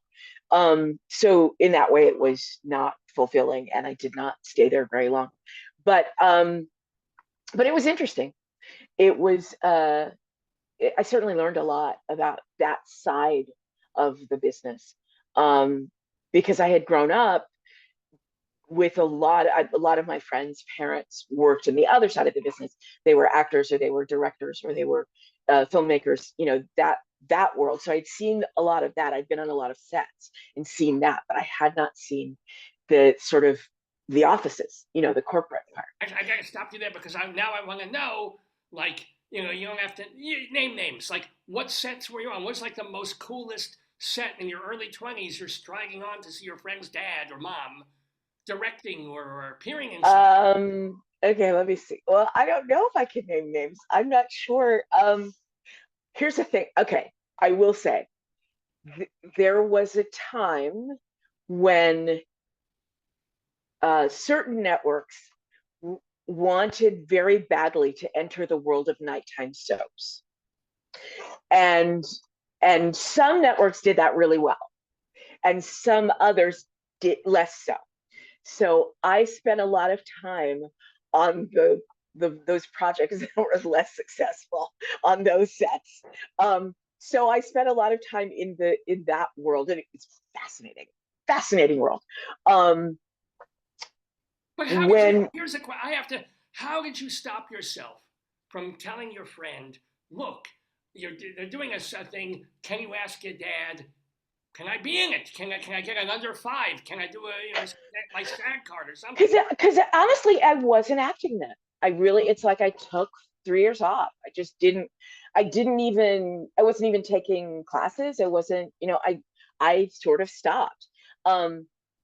What began to happen, honestly, is that during those years, friends of mine started signing me up for open mic events and like showcasing just the singing part. So I ended up doing that and a lot more of that, and I wasn't acting really. And that began to take over. I did a lot of that. I sang at friends' parties. I sang it, at sort of the behest of my friends who were very kind and come on, we want you to sing. And there was a regular open mic that one of my friends would often sign me up for downtown LA. And after a while, I began to realize that, we were in these rooms every 2 weeks or once a week or whatever. And sometimes I had a lot of friends there, but sometimes it was just like me and my girlfriend Jan, and the crowd was still clamoring and clapping. And I was like, oh, these are strangers. And maybe I don't think they're just being nice. Maybe they like what I do, So I began to actually toy with it. And then I came to visit friends who had moved here right after college. And they hooked me up with taking me to some piano bars in New York. And one of those piano bars, the then manager sent a waitress to me after I had sat in and sang a song and offered me a job. And I laughed and I said, I don't live here. I live in LA. And he said, move here and I'll give you a job. So I did. Wow. So well, who was there? It was a Brandy's, a piano bar on the Upper East Side. A man I adored who's passed on, named Danny Brack, who was one of my dear friends. And he later became my friend. But he was, and the waitress was a woman named Julie Shepard, and I adore her. And she came to the table and just said, Danny wants to talk to you. And I was sort of like, who? And she took me to the bar and he offered me a job. And one of, actually somebody who later became a dear friend of mine, somebody was sitting at the bar who I'd never seen before in my life. But when Danny walked away, this gentleman turned to me and said, he means it. If you move here, he means it. So it took me about 1.5 years, but I did. I moved here. And probably within 2-3 weeks, I was working between that piano bar and another one. And then subbing at the others. I was working like 5 to 6 nights a week. That's wonderful. Yeah. Let me ask, how do you feel about cabaret and nightclubs right now versus what some of us might look at as a golden age of 50s through like the 70s, right. 80s? Sure. Yeah. Obviously it's very different. It's much more expensive now for everybody involved. So it is a bigger undertaking, I think. When I first started, my very first cabaret show that I ever did, I had a $5 cover. So and it Was was, there a minimum, or was there a no? there was a 2 drink minimum, yes. All But right, still, yeah. I think in those days the drinks, like if you wanted a club soda, it was 350, 375. So if you wanted to take a chance on an act you'd never heard of before, if you just wandered into Don't Tell Mama or the Duplex or wherever and saw a name or a flyer that thought, oh, that sounds interesting, I wonder what that is, it wasn't going to cost you like a week's wages. The same with theater. You could just go see something. And now it is so much more expensive. It is much more daunting. I think audience members are more reluctant to try someone they've never seen before. And I think that the rooms are, struggle a lot more to make the math work, just because you can't, no matter whether it's 54 below, or a tiny little room downtown, one of the sort of East Village, Lower East Side kind of spaces. You can't, whomever your big seller is, for 54, like Patty LuPone, like you can't, she's not there 52 weeks a year. So, yes, there are certain people, when you book that person, it's going to sell out. You don't have to worry. You don't have, the press is not necessary. It's just going to happen. You have those people, and I think every room has those people. But when you have newer people or people who are less well known, everybody's worried. Everybody's, so how, I mean, the artist is worried, the club is worried. It's always kind of biting your nails. Please let them come. And I think that's because of how expensive it is. I think it's also because there is less of it. I grew up in a world where there was a lot of live performance on television. That was my first, I mean, my parents took me to live performances too. Luckily for me, they adored music of all sorts. And so we would go see the Count Basie Orchestra every year when they came through LA. We lived, our neighborhood had, Tina Turner was a neighbor, Nancy Wilson was a neighbor, the Mills Brothers. There were lots of like really famous musicians who lived next door and around the corner and 2 streets over. So I grew up in this world where live music was a real thing, that it didn't seem like something only, super famous people that I would never ever meet would do. Like it wasn't just, Taylor Swift. Like it wasn't.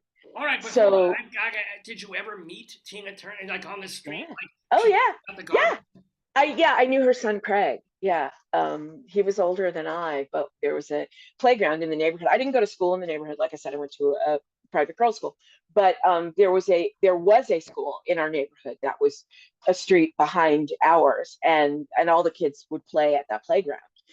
So I met Craig and knew him for all the years they lived in that neighborhood. And I didn't know who his mother, well, I knew it was Craig's mother. I didn't know that was Tina Turner until I, was watching TV one night, and I think probably the Cher show or something, and there she was, and it was just kind of like, oh my God, because she was phenomenal. Yeah, she was amazing. She was incredibly kind. She was incredibly lovely woman. Like I said, I knew her many, many, many years ago before she moved away. Who else? But Who else did you encounter in a good or bad way living where you lived in LA? a lot of people. Well, my godfather growing up, who was also my mother's cousin, was the mayor of Los Angeles, Tom Bradley, for Oh, 20 years. So we moved in. Politics was kind of the family business, and we moved in those circles. So I met a lot of politicians.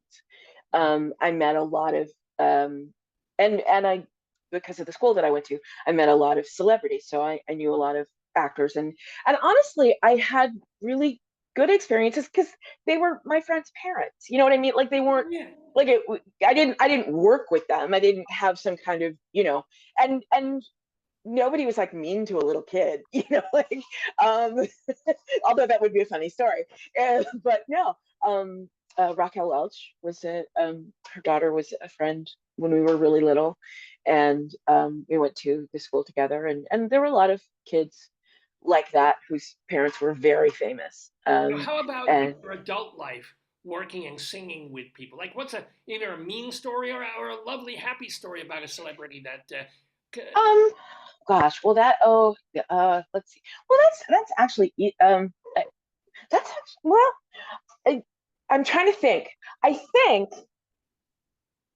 yeah, I think I can say like most of the people I consider celebrities and friends are good. Like they're great people. I love them dearly. I did a thing for many years called the A Train Plays, which was a very fun 24-hour from writing to performance process. So, they write a one act and then we learn it and we do it, like they write it one day, we learn it the next day, and we do it that night, 8 o'clock off book.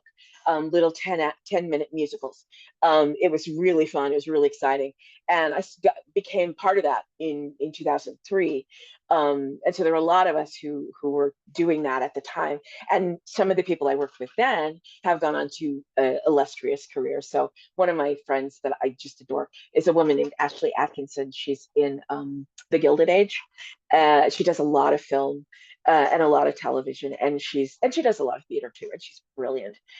She's also just so much fun. She's a hoot and a half, and I adore her. She's a really good girl. And Tracy Toms is a friend, and a lot of Broadway people. I mean, a lot of people that because we work together in all of these sort of weird, um, luckily in New York, when most of the time, when people are putting together an evening of music, a benefit for something. I do a lot of work for Ali Forney Center. I do work for Broadway Cares, Equity Fights AIDS, Phyllis Newman Women's Health Center. Like when people are putting together those evenings, they often do a mixture of those of us who work in sort of the singing nightclub part, and then the people who do the theater, or film and television part, but who also sing. And so we get to work together in that capacity. And so I've met a lot of people who are notable in that way, and they're great people, and they're talented. I mean, that is one thing I find. I find that people who are in this business for a long time, who have talent, are also most often really kind, really thoughtful. They're the people who care. They're the people who are down to earth, and who care about what they do, and who care about other people, and who want to share what they do with other people. They are often the people who want to teach. And I've met some of them in that way because I teach for the Mabel Mercer Foundation and Eugene O'Neill, the Now, theater center. I'll divert you again. So let me Yeah. ask, what is the most important, if you could boil it down to an essence, Mhm. what's the most important thing that you teach an amateur or an up and coming singer? Um, well, one thing I say is that the what you have to be on stage is honest. Sorry, You have to be honest on stage. You can get away with anything else. There different people believe different things. I've worked with people who I've co-taught. Like sometimes we do these sort of seminars where there's more than one teacher. So that's always interesting because you learn other people's points of view about this thing we do. And I worked with somebody once who was telling a singer that you couldn't be angry on stage as a singer. That's not attractive. And I was just sort of like, oh my god, I wouldn't have a career. And it's like, how do you say Mississippi? Goddamn. Exactly. Goddamn.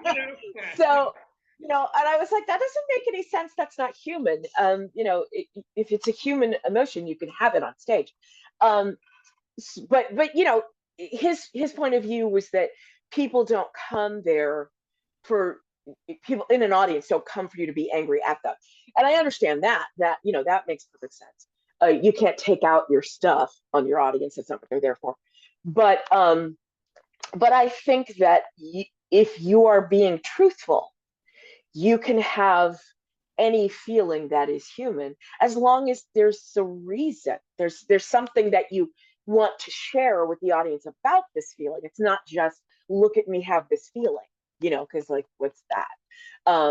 And I've often said that, I don't think the stage is the place for your therapy. It might be therapeutic for people in the house. It might be therapeutic for us in the audience. And in the doing of it, you may find yourself working something out you didn't know you needed to work out. But I don't think you can go into it thinking, well, I'm going to get through this. Tonight, I'm going to get on stage and do this, and that'll make me feel better. Like, you're not here the audience isn't here to make you feel better. They already paid a cover. If they're there to make you feel better, then that's therapy and you owe them money. Okay. So like, that's something that I tell people. I don't think if there's stuff you want to work out, that is what therapy is for. Then you might find there's something in that you use when you perform. But I don't think you can work it out on stage. I don't think that, because that is an internal thing. And the work that we do, I think, is meant to be coming out. It is about the connection that we make with the audience. It is about what we give and what they give, and what we then, simultaneously take from one another and turn around and give back. Like, I think it is a constant sort of stream, a current running back and forth. And if you are only concerned about your stuff, you're cutting off that stream. You're not giving them anything. And even if people are not themselves performers or artists, I think they can feel that. I think that people in an audience can know the difference between someone who's here to be with us, to be present in this room and have a moment, and someone who's here because, they want me to be impressed by what a great voice they have. Or, I think people can tell what that is, even if they don't know the mechanics of it. I know when I'm giving sermons in my synagogue, they can tell that I cannot cut off my stream, which is why I wear adult underpants. But we're talking with Natalie Douglas here in the neighborhood. I want to remind people, just one or two more questions for you. It's just such a delight talking to you. But we want to remind people, it's been a while since we've mentioned that on June 17th, so coming up in a little over a week, it's going to be the 3rd annual Juneteenth Jubilee at Birdland. Tributes to Black women singers like Nina Simone, like Roberta Flack, like who else? Who else is in there? In this instance, Ella. That we might do some Lena Horne. We might do some Billy. We might do some Dionne Warwick. We might do Diana Ross. There's lots of things percolating. There are lots of options on my list. It's really fun. But it's interesting that it's a week and a half out, and you're still making these decisions. Do you work with a musical director? Do you like piano or? Yeah. So how much do you rehearse, and how much do you kind of have to get set, like the night before or 2 weeks before, or because they need the charts and they need the arrangements. Yeah. How does that work? Well, a lot of it is I work with. In this instance in particular, I'm working with my longtime music director. We've worked together for, I think it's 27 years. We kind of lost count. So, we have a shorthand with one another. But I have like 3 or 4 guys that I work with that are all really great and also friends. Not just colleagues. So we get on a wavelength and we start talking about it as soon as I book it, which can be months in advance. And then I start making decisions. I start making lists. I start winnowing away. And usually I go to the MD with something in the order of like 20 to 40 songs. I know that's too many, but I also know we're gonna, sing through a couple things and go, oh no, not that. No, that's not feeling right. And then in the rehearsing of those pieces, we often come up with something else that wasn't on the list in the first place. It reminds us of something, or we both have the same thought at the same time. And then there's the process of like figuring out how I want to orchestrate it, because for different shows I have different configuration of the band. Like there's a show that I do called Stevie Songs, which is the songs of Stevie Nicks and the songs of Stevie Wonder, and that show is heavy guitar. So I'm my music director on that show is another friend of mine, Brian Nash, and when we put that together, we knew we were going to have at least two guitarists when we do that show, and drums and bass, so like certain shows require certain things, and that becomes clear either when I know what the theme is or when I know what the songs are, or the most of the songs. And then I start playing with the shape, putting the order together, because that helps tell the story too. And I've done, as you said, 80 something shows at Berlin. So I've done a lot of that. I kind of know what, if we put that song in space 3, where does that take us then for space 4? Oh, but then if I flip those, then I can go somewhere different at 4 and put that at 5, that kind of stuff. I've sort of, but all of it, I mean, one of the fun things about it is that no matter what we do, no matter how much rehearsal, no matter how much time I spend with the order, it doesn't really live until we're in front of an audience. It doesn't really, there are certain things I will not learn about it until I'm doing it in front of people. And that's really exciting. That's really fun.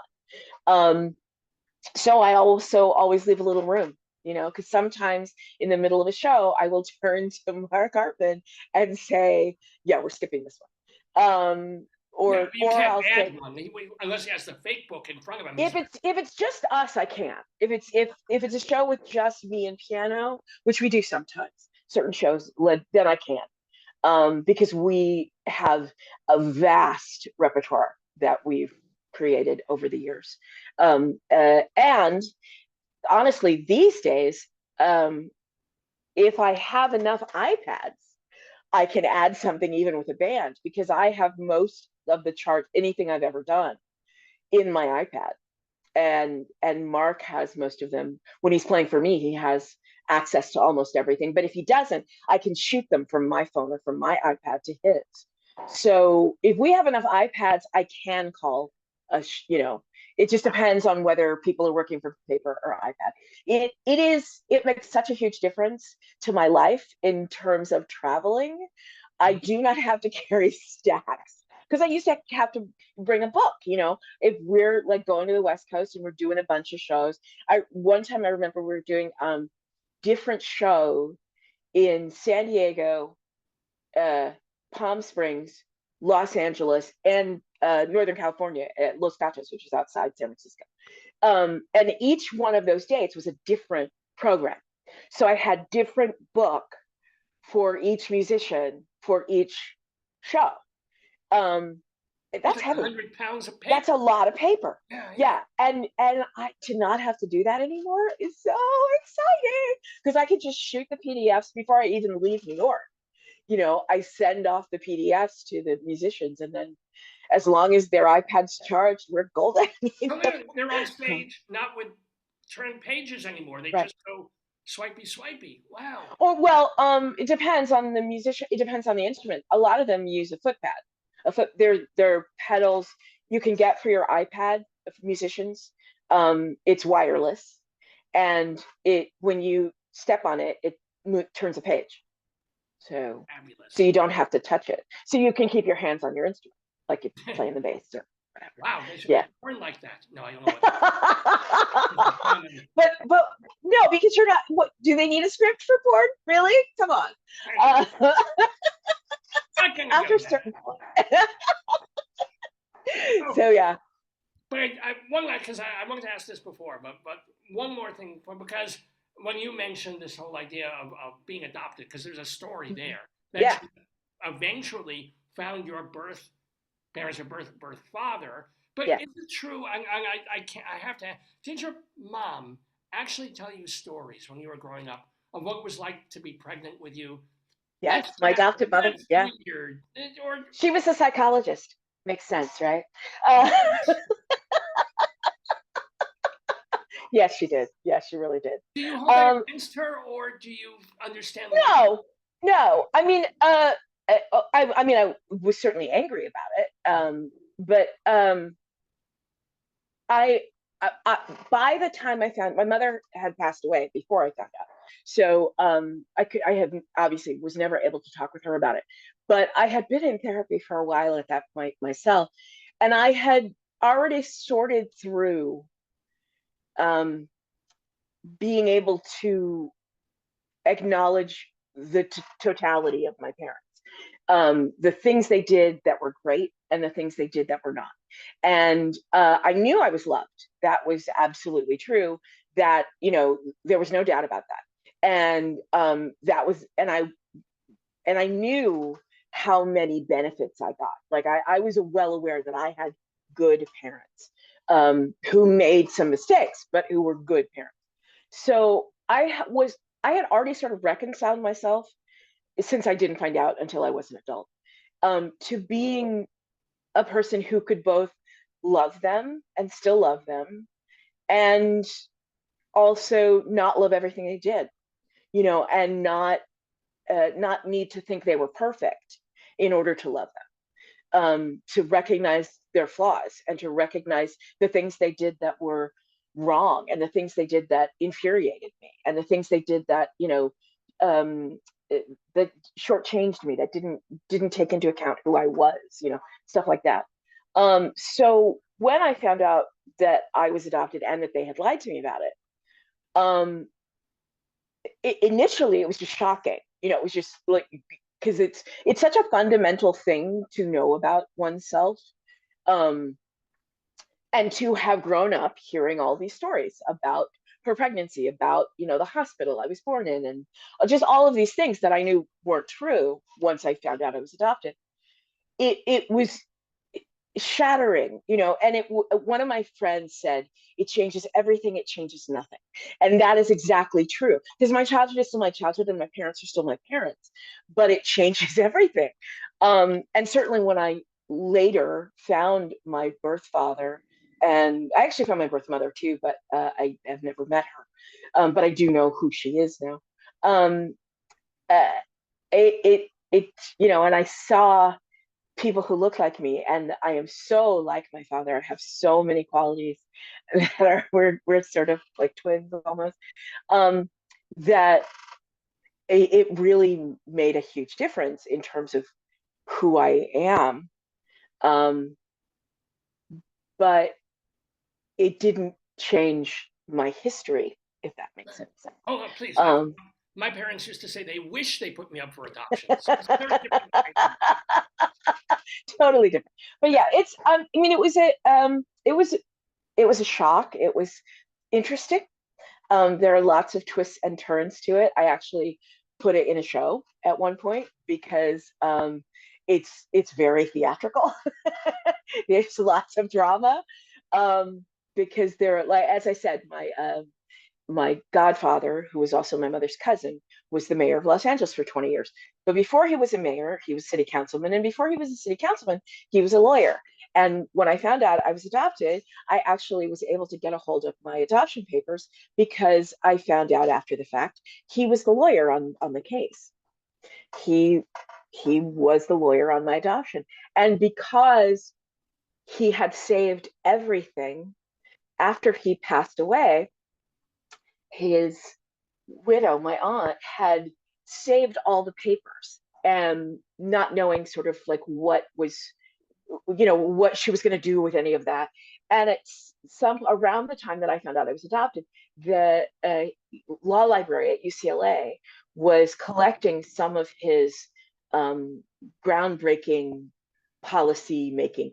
They wanted some of the papers, like Los Angeles under Tom Bradley was the first city to pass an anti-discrimination LGBTQIA ordinance that to make it against the law to discriminate against queer people. That was something my godfather did. And so that kind of thing they wanted to put in this wing or something dedicated to him. So she went through all those papers and pulled out everything that was, you know, historical, and then the things that were family and personal. So when I called one of my cousins and I was, you know, sorting out this, wait a minute, I'm adopted? Did you guys know this? She said, oh, yes. Do you want to see your adoption papers? And like, wait, why do you have them? Because she had helped my aunt do this, you know?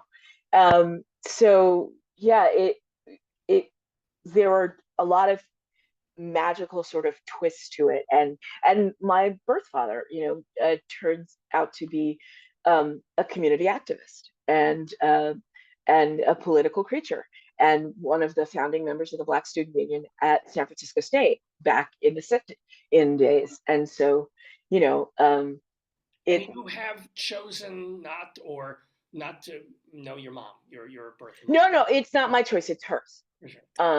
Yeah, she's, you know, she's not comfortable. So that's nothing I can do about that. Well, screw you, real mama. She's a wonder. Look what you're missing. Look at this fantastic person that you are choosing. Fair on you. Fair and shame. Not forgetting her because people make that decision, but no, not knowing her now. Well, I'm sure it has to do with the fact that she has subsequent children, and I'm sure they don't know I exist, and I'm sure that that's what it's about.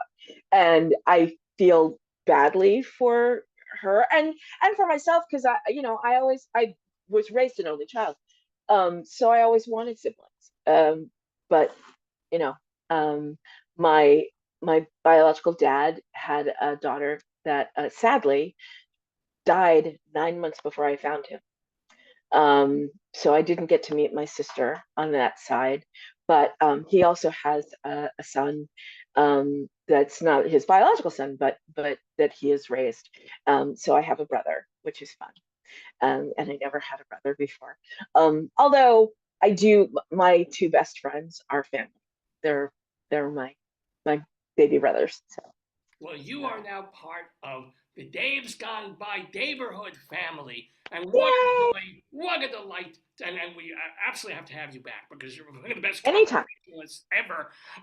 But she is Natalie Douglas. And let's tell people one more time that please, on June 7th, I don't know what day is that, Monday? June 7th? It's a Monday. Yes, it's the Monday. Juneteenth is actually the Wednesday, but this year the holiday falls on the official national holiday falls on the Monday. So Monday at 7 p.m. at Birdland, we are doing the Juneteenth show, Juneteenth Jubilee, The Women. Birdlandjazz.com is the place you want to go for tickets. Birdlandjazz.com. Plus, you're also going to want to go to Club 44 Records or Natalie's website to get Back to the Garden. Also anywhere that you like, any way that you consume music, Spotify, iTunes, Apple Music, like it's on all of those places too. Back to the Garden is the name of it. But if you search my name, Natalie Douglas, that and my 3 other albums will show up. So you know, what are their names? Their names are Not That Different. That's the first one. The second one was a live recording of my Nina Simone show at Birdland. It's called To Nina, live at Birdland. And the third is called Human Heart, another studio recording we did a few years ago. And the new one, I'm very happy. As well you should be. And we are so happy to have with us Natalie Douglas. I only wish you much more joy in your life, much more therapy if you need it, but it doesn't. Why not? Hey, anytime, you know.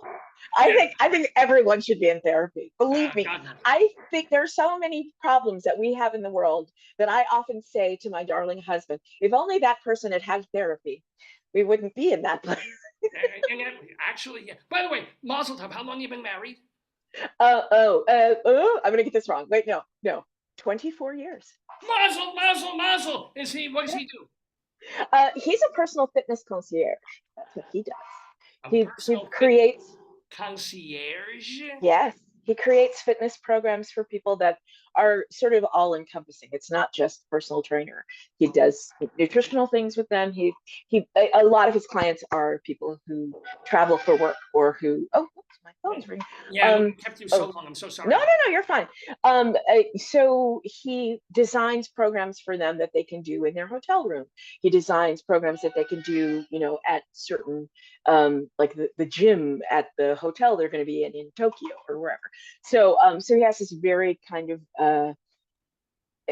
hands-on, and in some cases completely online relationship with some of the clients, like, because some of the clients go to work on projects and they're out of town for 3 weeks, so he works with them. He does this whole workout thing that you could do over Zoom, which is so that's why he had to kind of come up with a new name for it rather than personal trainer. Shut up, he's not Yeah. a man, he's a concierge. And he's a very lucky man. Ladies and gentlemen, Natalie Douglas, thank you. Thank you. Thanks, Dave. I'm Sal. Dave is in the other room, but I'm Sal. Shalom to you. No, that's so funny. I love it. So I had no idea. I just assumed you sent him to the neighborhood. Hello. Nice to meet you. Yeah, I'm Sal. You can tell I'm Jewish. I don't know. No, that I knew. Yeah. Mwah to you. And best of luck on Juneteenth and every other day of the year. Bye-bye. Thank you. You too. Take care of yourself. Bye. Thanks for having me. Oh, what joy, what delight, what fun we have had with Natalie Douglas. Wasn't that just wasn't she just, she talks an album with a heart thing and also Back to the Garden. I would love to be roaming through a garden with her and just hear more of her stories. Gotta get her back in the neighborhood soon. But we have other things to do on this episode of the show. As a matter of fact, I'm not going away so quick. I'm still here, and you're still here with me, because not only do I have a Rabbinical Reflection coming up a little bit later in the show, where I'm going to be talking a little sermon, or a sermonette, if you will, that I will be giving about the Maldives Islands and Mexico, so you don't want to miss that. But right now, and I do mean right this second-ish now, I'm going to do part 3 of a segment that we do on the show called StoryTime. Now, in this particular case, we're reading the story, what a delightful story it is, of the P word. Yes, my friends, I know I'm a rabbi, I know I'm a man of the cloth, or kind of a polyester cloth, if you will, but this is about pupus and tutus and puckles. We talked about urine for the last 2 weeks, and I'm sort of an expert on that. But today we get reproductive with the P word. Tell me a story, tell me a story, tell me a story, remember what you said. You promised me, you said you would, you gotta give in, so I'll be good. Tell me a story, then I'll go to bed.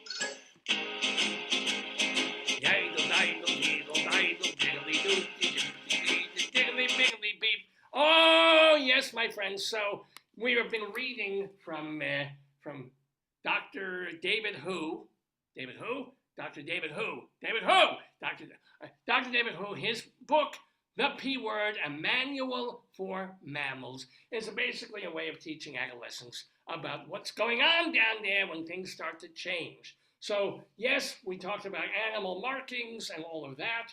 Let's talk about, oh yes, we went here last time, we started this, but there's more! Talking about erections, talking about the little bumpy and the wumpy here.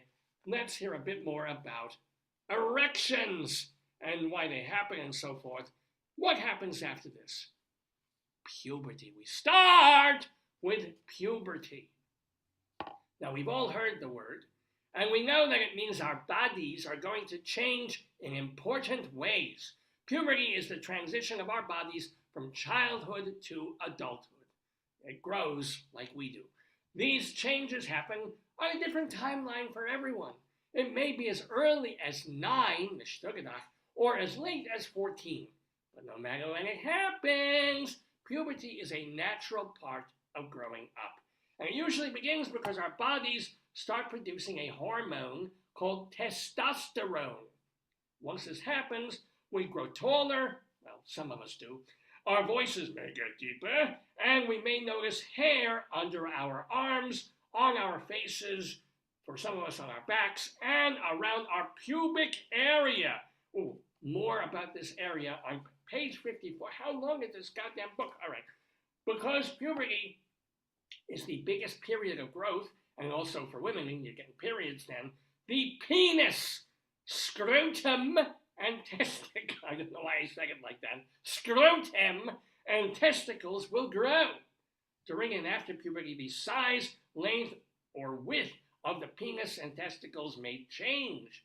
Small or large, thick or thin, different sizes, lengths, and widths are all common and healthy. So this is good news for Jews. Let me tell you about this small. What does this have to do with erections? Let's find out. When we hit puberty, our erections will lead to what is called ejaculation, or the release of semen. Even though we don't start to produce sperm and semen until puberty, it's important to understand how our bodies work at all ages so that we're better prepared for the changes to come. Come being the operative term. Semen is one of the two. Look, I need to do this big. Hold on. Semen is one of the two liquids that comes from our penises. We know the other one. That's right, pishas, urine. It is a complex mixture containing millions of special cells called sperm that are used in reproduction. Here, let's take a look at them. There we go. No, you're not just carrying eggs to market. Those are the little bally things right there. Like a factory, the testicles are the first step. There's no reason. I'm a 10-year-old at heart. Like a factory, the testicles are the first step to create and package sperm to be sent out. Testicles are inside a pouch of skin called the scrotum, which can act like our own thermometer. If it's cold outside, we all know this, shrinkage. If it's cold outside, the scrotum pulls the testicles closer to the body. If it's warm outside, the testes hang away from the body. Makes sense, doesn't it? Here we go. When the sperm is ready to be delivered, ding dong. I'm just overtired. There's no reason for me to laugh at that. It travels from the testicles into the ding dong through the vas deferens. And yes, I'm going to make a joke you've heard 40 million times. It makes a vast difference which way it travels. This muscular tube, take a look. Here it is. Oh boy. This muscular tube goes over and around the bladder and connects to the urethra. And by the way, I should have asked Natalie Douglas if she covers any urethra Franklin. Ba-dum boom. The vas deferens is like a train track for sperm to follow on its way to the seminal vesicle. No kid is going to understand all these words. This is where semen and sperm combine. Semen's primary role is to keep the sperm cells healthy as they leave the body through the ejaculation. We might first experience ejaculation as the result of a wet dream. I can't believe this is in this book here. We'll wake up with a wet, sticky spot on our pajamas or our sheets, but we haven't peed in bed. Oh no. If this happens, it just means that we had an erection and ejaculated while we were asleep, which is kind of what my wife hopes will happen with me. How does semen speed stack up? First one, I kid you not, I couldn't make this up. Here's a chart here. It's like a Venn diagram. If it were a Venn diagram, I know when to share it with you. Farts go at 9 miles per hour. Semen shoots out at 28 miles per hour. Well, when you're that age. Now it's like 114. It's like, a cough, did you know a cough goes 62 miles per hour, and a sneeze can be up to 100 miles per hour. It's almost like a sneeze NATO, my friends. What about in other mammals? Now, as we know, humans have testicles that hang outside the body, but for some mammals, the testes are not visible, while some are hidden by fur or tucked away between the legs like the gray wolves or the transvestites. Others, like elephants, have testicles that are actually inside the body. Similar to humans, most mammals have testicles outside their bodies. However, the scrotums come in. I feel like I'm shopping for scrotums at Walmart. Scrotums often come in different shapes and sizes. The vervet monkey. Oh, this book loves a vervet monkey. The vervet monkey has a bright blue scrotum, the most colorful of all mammals. And you thought you had blue balls. Ahem. Here are the basics of reproduction. Why do our bodies create sperm? And why do they release semen? Why? You know this. To be fruitful and multiply, to reproduce. Reproduction is what makes human life possible and is necessary for the survival of all living things. Now, for mammals, a key piece of making offspring lies within the semen. So, to produce offspring, a sperm cell needs to connect with an egg. Now, or which came first? Not every ejaculation will lead to reproduction because sperm alone cannot produce offspring, right? When joined with the egg, the combination carries all the instructions, that's a good word, instructions and ingredients to start growing a mammal's offspring, aka this turns into this. Even though the reproductive system is essential to keeping a species alive, unlike other body systems, it's not essential to keeping an individual alive. What? I have no idea what that means. Sperm are teeny tiny swimming cells. Even though only a small amount of semen comes out with each ejaculation, it can contain up to 900 million sperm cells, and the body continuously makes new sperm well into old age. So yes, those of you who are listening in the senior homes, still wear a condom, you never know. Reproduction in the mammal world? Well, European rabbits can have up to 130 babies in their lifetime, and not one of them calls. Imagine having that many siblings. Orangutans reproduce the least of all non-human mammals. They have only one baby every 6 to 8 years. Now, how can we keep the penis in tip-top shape? There it is. Any pedophiles watching right now, probably enjoying this quite a bit. There's a little boy in the shower there. We wash and keep clean, not just because we get dirt on ourselves throughout the day, but we also get rid of germs like bacteria and viruses, for sure. Germs can make us sick and affect us year-round. Soap, water, and regular bathing keep germs away, and it helps our bodies stay healthy. Every time you wash up in the bathroom, even if you don't poop, it's important to wash your hands with soap. Now, one way bacteria can affect the penis is through the... No idea why I emphasized it that way. One way bacteria can affect the penis is... I will not get through this. Is through a urinary tract infection. These infections... Oh boy. This reminds me when I was first back on the radio show 22 years ago, and I couldn't get through a segment. These infections, also known as UTIs, are caused by bacteria entering the bladder, urethra, or in some serious cases, the kidneys. Experiencing pain while peeing could be a symptom of UTI. So as we get older, there are a number of diseases that one person can give to another. Just as one person can give somebody else a cold, penis infections can be passed between those who have close contact with someone else's pubic area. So stay clean when you're pissing. Be courteous. Pee into your... Good advice right here. I always have to show you that I'm not joking. Pee into urinals, not next to them.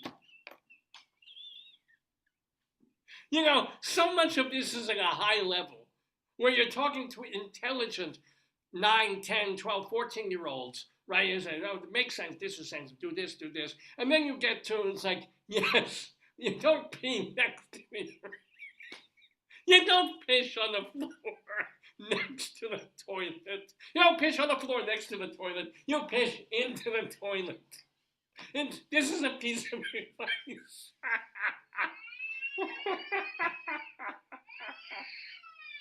When I'm not going to get through this. When using the toilet, focus, hold on.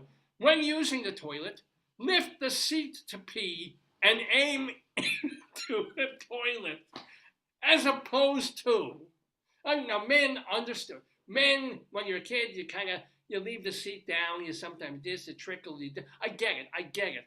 But the obviousness of this is so wonderful. Now, if you miss, make sure to clean it up, because the next user will appreciate it. Now, when you're taking a shower, wash your penis with just a little bit of Visually.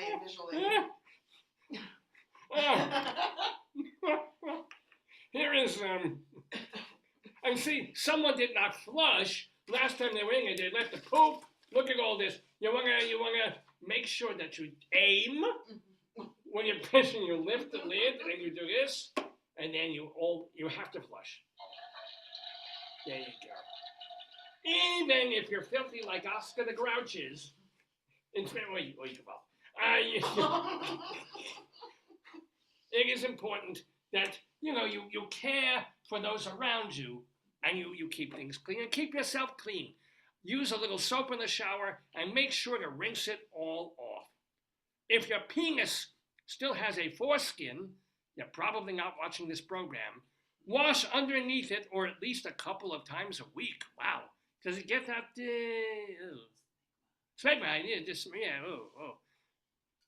Notice, hey, do you notice a whitish material around your foreskin? That is called smegma, and it means it's time to wash. Oh boy. Hey, by the way, just so you know, in case you were wondering, not just humans, but all mammals keep their penises clean. Look at this. Here we go. As we know, humans, apes, and bats, and even cats and dogs have penises that are exposed and unprotected. So keeping them clean is especially important. Cats and dogs often lick their penises, often after peeing, to keep them clean and healthy. Also, must feel really, really good. Bodongo chimpanzees. So they've gotten away from the vervet monkeys, and now we're on to bodongo chimpanzees. This is interesting. They use leaves as napkins to clean their wee-wees. Look, there's an expression on a face. I guess that is the expression that you have when you're washing your pee-pee with a leaf. Let's just hope it's not poison ivy. Oh, and by the way, let's keep our penises safe in the wild and on the field. This is important. See, mammals walk on 4 feet, fly in the air, swim in the sea, and most are able to retract their willies when they're not in use to keep them safe. Humans don't have this adaptation, so we rely on clothing and other protective gear to guard our exposed private parts. Now, many contact sports like football, baseball, hockey, and fencing in particular, require athletes to wear special equipment to protect their pubic area. The jock strap is made of an elastic band and a hard plastic cup that keeps the penis from getting injured. No, the jock strap is for the other things.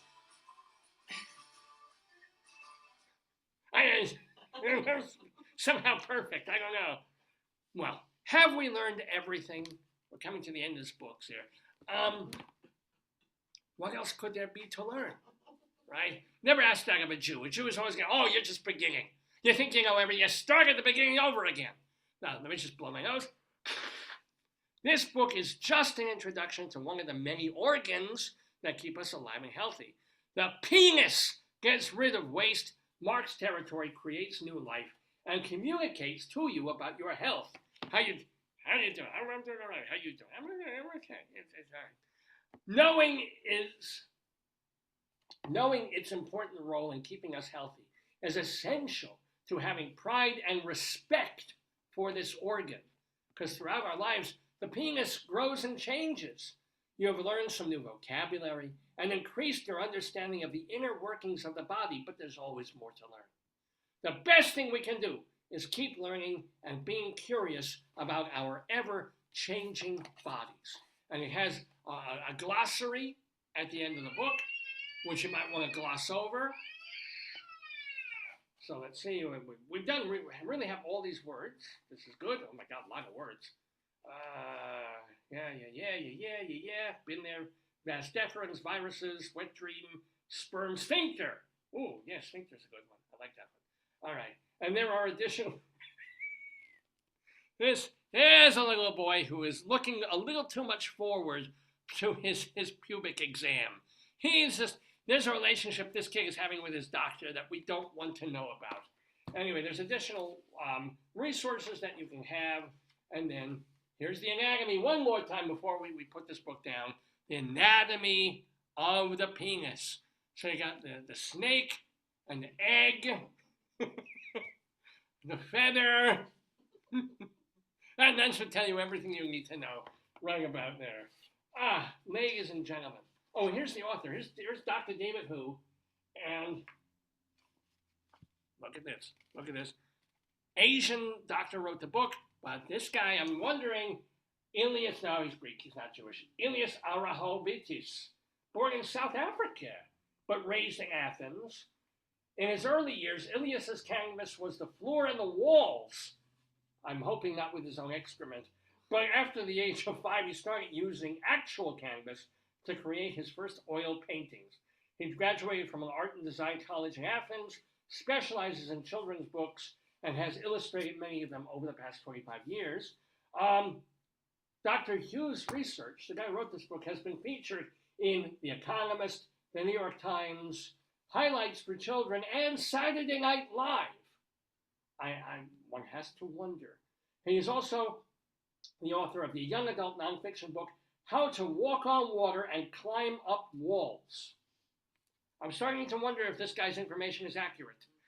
I'm wondering if everything in this book has been properly vetted for scientific truth. I don't know. All I do know is I am Rabbi Sol Solomon, founder and spiritual leader of Temple Sons of Bitches in Great Neck, New York. It has been a delight being here with you on this Shabbos morning. I want to wish you a good upcoming Shavuos. And remember, I'm coming back later in the program to do a Rabbinical Reflection. So you're going to want to be there for that. Don't go away. There's more of Dave's Gone By coming at ya right now.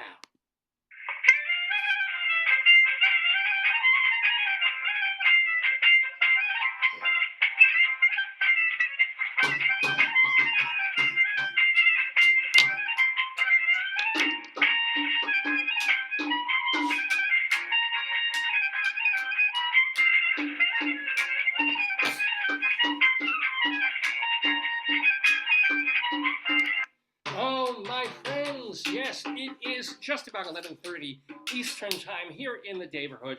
We're doing the 947th episode of the Dave's Gone By show with me, Dave Lefkowitz. My wonderful wife is with us. Have had so far a wonderful time with Rabbi Sol and Natalie Douglas, and we still have some more stuff to do on the show. We have our Colorado Limerick of the Damned coming up, where we're going to Alexander, Colorado, for a poem. I think we'll table Bunyan watch because there's just too much. Between all that stuff about the penis and the Bunyan, I don't want students and children watching to get confused, to kind of wonder, hey, wait a minute, there's testicles, and then the Bunyan looks like a testicle. Which one is the testicle? Which one is the Bunyan? So that can be really, really confusing at a certain age. I'm going to table that for this week.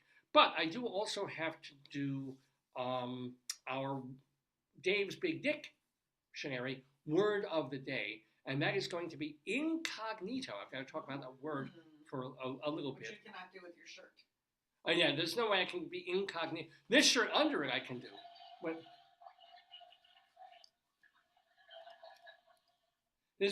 Oscar's making a very special appearance today. My favorite character on Sesame Street. I idolized Oscar when I was growing up. Not because I did not like being dirty. No, you don't like soap. You don't like soap. Maybe that's what you Maybe. should have known. But I liked his, like everybody else on Sesame Street was so nice and so friendly and so kind and so giving. And Oscar was just like, get away from me. That was liberating. This idea that you could be, an a-hole. And you weren't trying to, you were a mean thing, but you just weren't going to be left alone. And if you weren't, if people were annoying you, you just said so. Like, I don't want to deal with you. Why are you bothered? Why are you knocking on my trash can? Go away. So that was, it still is kind of a meaningful thing for me. So still love old Oski. So what else before we get to some of the segments? That's it. You did that interview was great. It was really interesting. Yeah, she was wonderful. Yeah. Absolutely wonderful. Yeah. We can talk briefly, if we want to talk a little bit. So much sad, I tragic hope that news in the you'll world. remember you got your yard The yard sale, I know, but so much upsetting with like the presidential race and the president, and of course the war here and the war there, but after 41 years, Pat Sajak has left Wheel of Fortune. Who's taking over? I'm not sure. 8,000 episodes. I think I'm hot shit because I did 947 episodes of this program. Pat Sajak hosted 8,000 episodes of Wheel of Fortune. And I think Vanna is staying, unless I'm mistaken. I think she's sticking around with the show. But he's retired, he's entitled, and he's retiring. And it's just so weird. I understand why everybody loves Jeopardy. Because Jeopardy makes you feel smart if you can answer some of the questions. It goes fast. You like what? Wheel of Fortune is for people who can't get one Jeopardy question right. And yet it's still fun to watch. I grew up, everybody did. We all watched it. Who is replacing Pat Sajak on Wheel of Fortune? Whoa. Who? Ryan Seacrest. Oh, right. All right. Okay. Someone equally like, because when Pat Sajak took on Wheel of Fortune. He's a chair at Hillsdale College. Wait. Ryan Seacrest is a chair at. No, Pat Sajak. Oh, okay. I got a little advertisement. Do you want your water? He's doing his Michigan. No, I'm good. I've got my tea here. But what? I don't know. What is he doing? Here's what you know. Pat Sajak is going to own Vanna. What's she doing? She assigned a 2-year extension, so she's going to carry Seacrest. That's nice. through. So they have that's the transition plan. Yeah. He's on the board of trustees at Hillsdale College. Interesting time to be on a board of. Is he Michigan? Yeah. Is he from Michigan? Well, it says his Michigan ties. Yeah. So I'm guessing. He's Michigan. Whereas I don't normally wear ties, but I usually wear Boston ties. Oh, okay. But mazel tov for him. Let's face it. It was fun. It's a half an hour of like, spin the wheel. Talk about family and your thing and stuff and I adapting used to like when Hangman. they would pick prizes and they would look in their living room and they would pick prizes.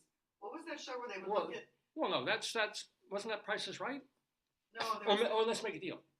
there was another one where once they won, they would look in a room and pick prizes. I don't know what that was. Yeah.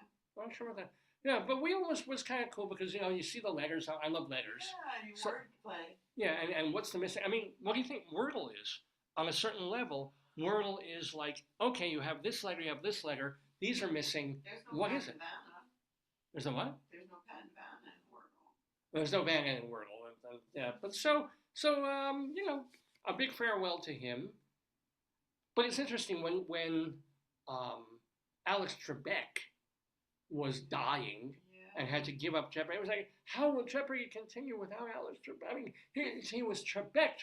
Now it's Pat Sajak. It's like, oh yeah, okay, he's a good guy. When you try watching him, he's like having a big moment over it. Or when Bob Barker. Well, it's sad. Pat Sajak only made $14 million a year. That's it. How's he gonna retire? No wonder 14. why. Yeah. I hope he gets Social Security. That's not. I make that as an adjunct. That's nothing. 14 million. I don't know. How much does Vanna make? Vanna probably Probably she was making like $20,000 a year when she started. She makes $3 million. Look, think about that. I mean, that's why women complain, even though he is the host. But there's little discrepancy. They're He's been both there the for whole 41 time. Seasons. Here's what? Sorry, Guess how much Ryan Seacrest is going to get paid? 17 mil. $28 million a year. You know, Mhm. you could get someone to host Wheel of Fortune, somebody fresh out of like acting school or something, handsome, well-groomed, talkative, voluble as a host. Pay him $50,000. People are tuning into the show. Well, there was a pretty Vanna, but you never see her. Susan Stafford, she was a model. Yeah. In 75 until 82, you never hear of her. But no, people tune in for the program, man. I mean, you know, even with Jeopardy, like, you know, I like my embryonic Jewish whatever, and so forth. But point is, people hated her. Oh wow, Chuck Woolery was the original host. That's right, Chuck Woolery, of course. But he had gotten in a fight with Merv Griffin, and then. But my embryonic, like, people said she was terrible. Right? People said they didn't like her. She came off as smug. She did this. She did that. Meanwhile, it was Wheel of Fortune, right? It didn't matter. It didn't matter. They had the New York Jets quarterback was on there for a week or two. Missed 3 shows. Yeah. By the way, in the whole history, she only missed 3. Wow. Mm-hmm. But when what's his name? The Jets quarterback was hosting Jeopardy for a week. They were trying him out, and very handsome guy, but you know, kind of a little bit stiff and not.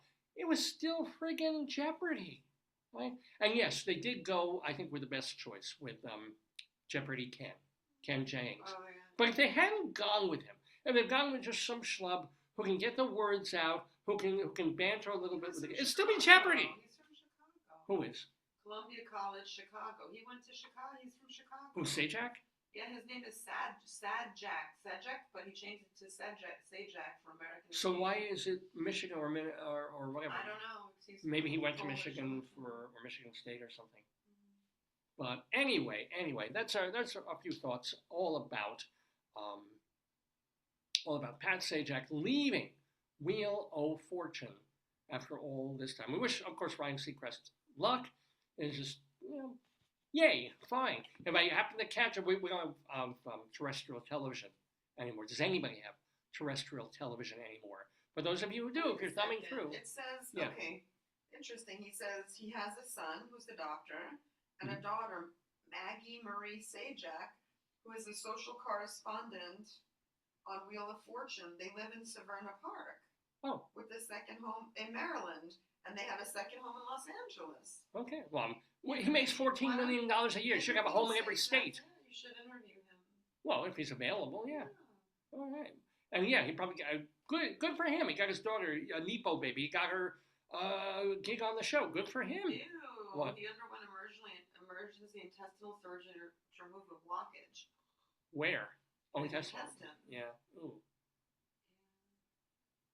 Any more Sajak facts? No, it's interesting. But no. I think you should have married Vanna. What? Really? You think that would have been a good? Yeah, that would have been nice. All right. Keep it in the family. Well, yeah, but now what? After divorce, he wants to retire. She's signed on for Yeah. 2 more years. That would be. Look at this sex bomb there. Oh my God! Look at the hair. Yeah. Come on, David. Well, most game show hosts are relatively handsome, attractive, but they're not like smoking hot. They're not going to be like incredibly good looking because like it's more about the game. He was in the army. Really? Yeah. Oh wow. He did an appearance on Airplane 2, Days of Our Lives, and Rugrats. On Larry and King, Regis and Kelly. Well, sure. He was a disc jockey. That makes sense. Vietnam War. Wow, really? Here, I'll show You mean so he was like that guy, Good Morning Vietnam guy? I believe so. I mean, it's Wikipedia, like you said. It could be fakey Baba. Well, this is interesting. He hosted the same Dawn Buster radio show that Adrian Cronauer had. He's the guy from Good Morning Vietnam. And for 14 months, followed Cronauer's tradition of signing on with Good Morning Vietnam. So that was the thing. Cool. So yay, salute to Sajak. By the way, I'm assuming you can go on YouTube or whatever and get DVDs of these things, of the 8,000 episodes of Wheel of Fortune that Sajak hosted, you can watch old episodes of this program, Dave's Gone By, just by going to davesgoneby.com. davesgoneby.com.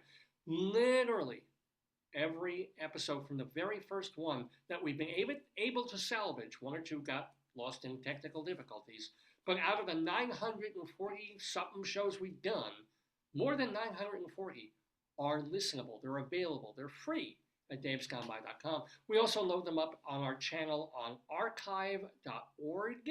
Plus, if you just care about the audio, you don't need to see the visual, you can download us as a podcast at castbox.fm. Plus, we have a YouTube channel, Dave's Gone By. Plus, you know this Facebook page, Dave's Gone By.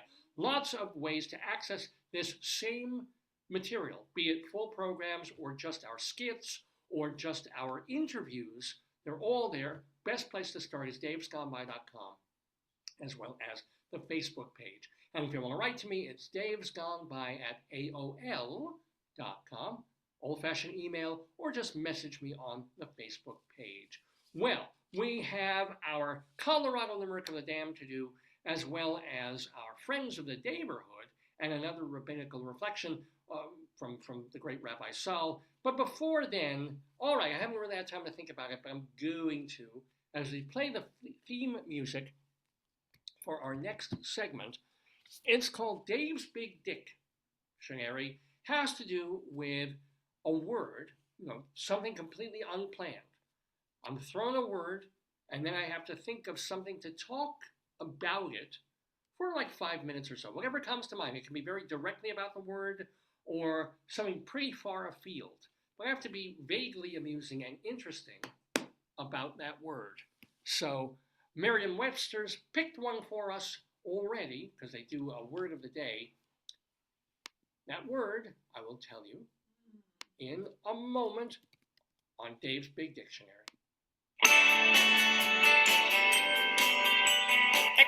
Extra, tell all about it. It's Dave's Big Dictionary.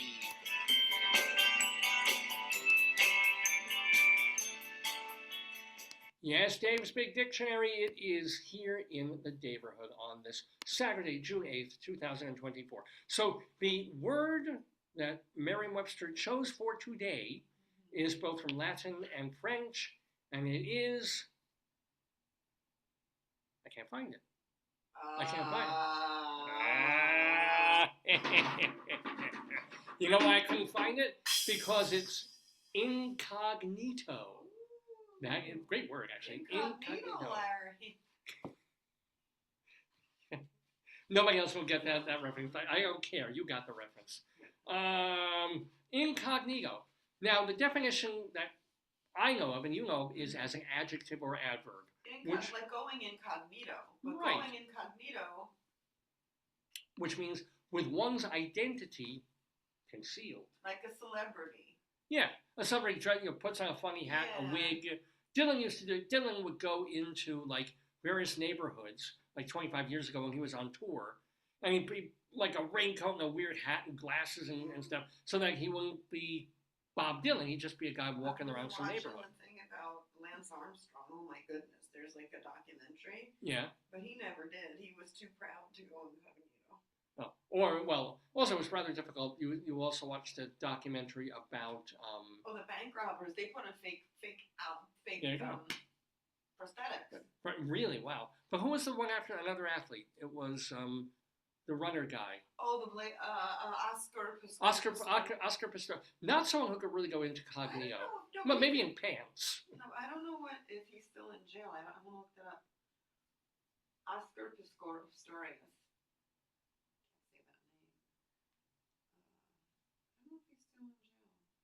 Yeah, where is he at?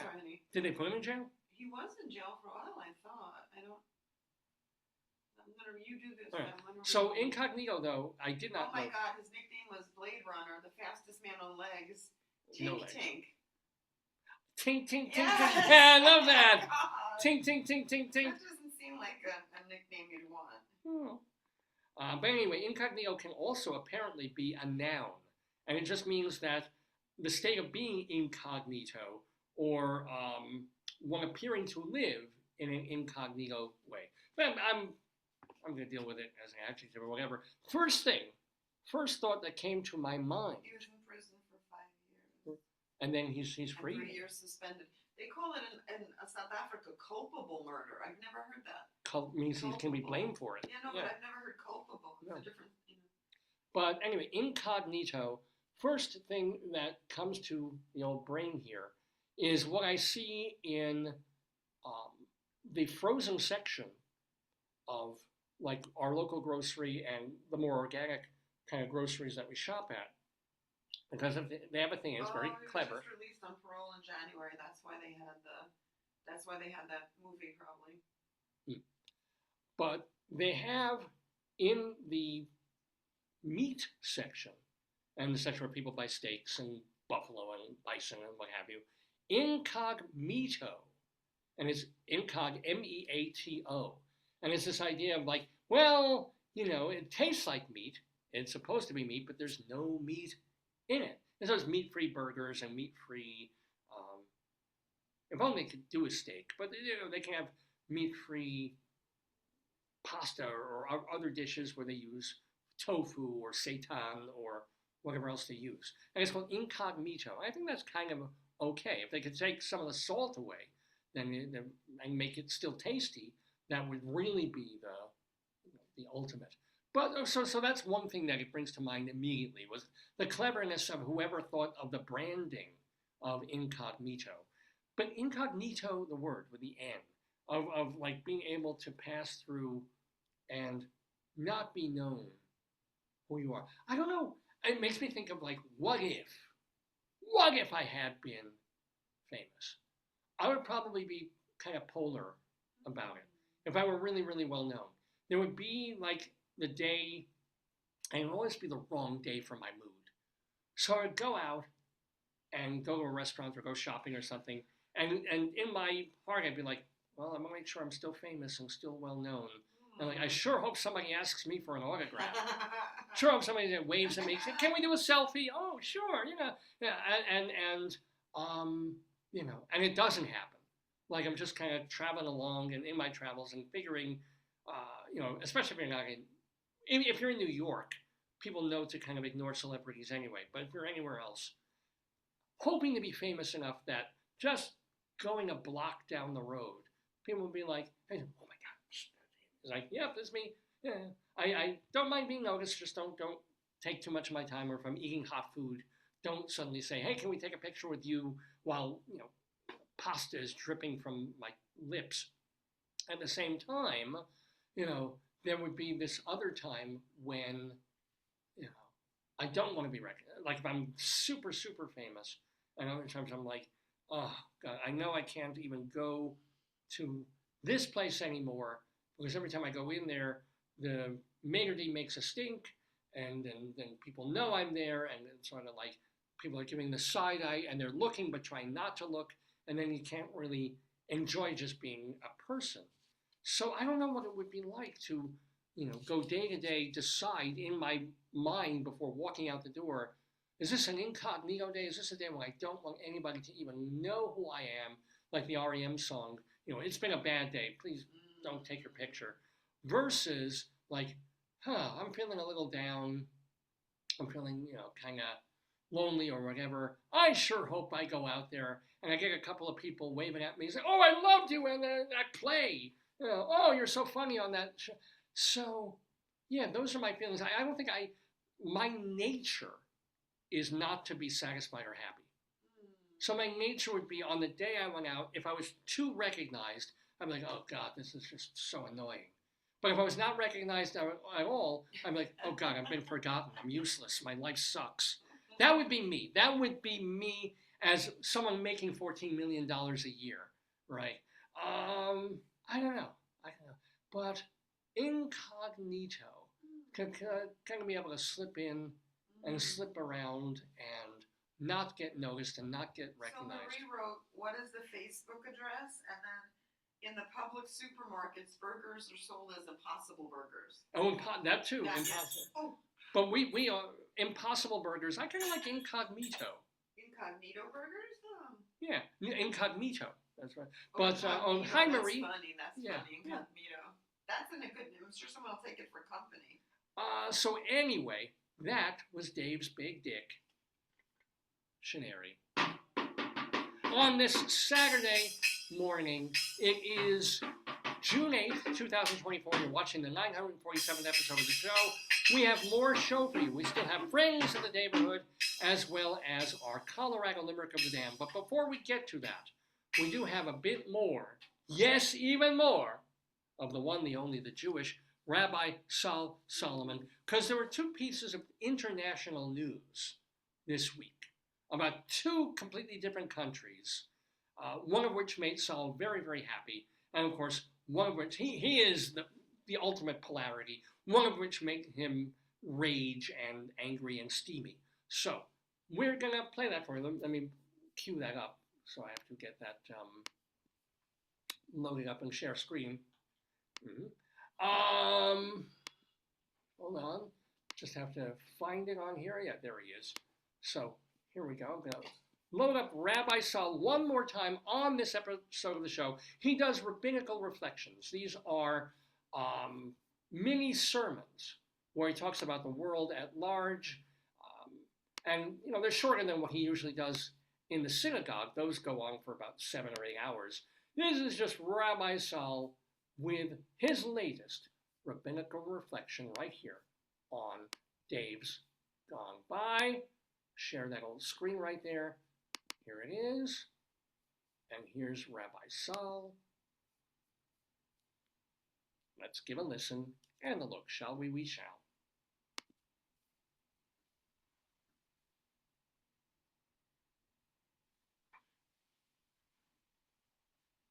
Shalom, damn it! This is Rabbi Sol Solomon with a Rabbinical Reflection for early June 2024.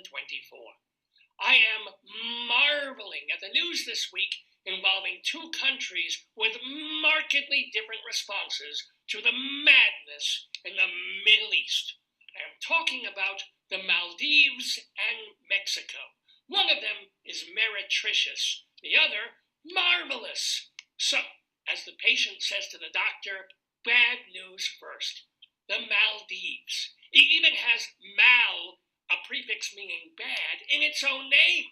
What are the Maldives? They're a teeny republic in South Asia, about 115 square miles of land, with the rest in the Indian Ocean. And considering all the things Indians do in the ocean, it's best not to drink the water. Or visit the Maldives. Not that you could visit the Maldives right now if you were an Israeli. President Mohammed Muizu, who belongs in a zoo, has banned anyone with an Israeli passport from entering the country, this in response to the war in Gaza. Why any Jew would visit this place in the first place is a puzzlement. Maldives is a country so Muslim that the practice of any other religion is forbidden by law.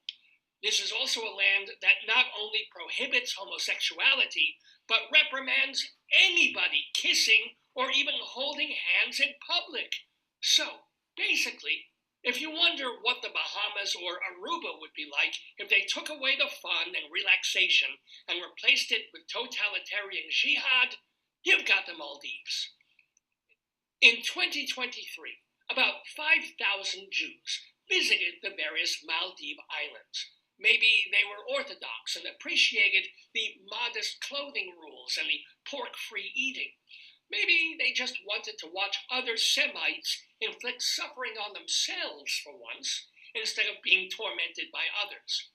Even prior to this ban, only 500 Yids Maldived themselves this year, and one hopes that Goyim, in solidarity with Israel, will put Maldives on their bucket list. But hey, there's sand and palm trees, and thanks to climate change, more and more and more water. It's an Arcadia, and a perfect spot to relocate a few thousand displaced Palestinians. What? Dr. Muizu not returning their calls? Hell, at least to support them in theory. But what gives me joy in reality is the result of a presidential election held this week in Mexico, replacing current honcho Andres Manuel Lopez Obrador is someone with a shorter name, thank God, but also a highly promising name. Winning in a landslide victory is Mexico's first female leader and first Jewish leader, Claudia Sheinbaum. I'm not kidding. Claudia Sheinbaum. Her heritage is a mix of Ashkenazic Lithuanian and Sephardic Bulgarian, and she's a scientist with a PhD. A Jewish doctor will be running Mexico. They should get her to deal with climate change in the Maldives because she's an expert. She was part of a Nobel Prize-winning UN think tank on the topic, and she's pro-choice, pro-LGBT, big on mass transit and bicycle paths. Yeah, she's kind of a lefty, and a landsman. The cheeriest aspect of this political event is that despite Jews being despised seemingly everywhere in the world, Mexicans looked beyond that and picked a Shaina Madel. She was the outgoing president's choice, and because the peso has been in decent shape, and because the drug cartels have been killing only every third tourist, voters are giving Shiny the Sheeny a shot. Please let us support her by purchasing all things Mexican, jumping beans, refried beans, bootleg t-shirts of Mr. Bean. Also, spend your vacation dollars south of the border. And I don't mean getting a pubic wax, I mean Guadalajara, Cancun, Oaxaca, Acapulco, and, lest we forget, charming Ciudad Nezahualcóyotl. Oh, my friends, we are forever asking, is it good for the Jews?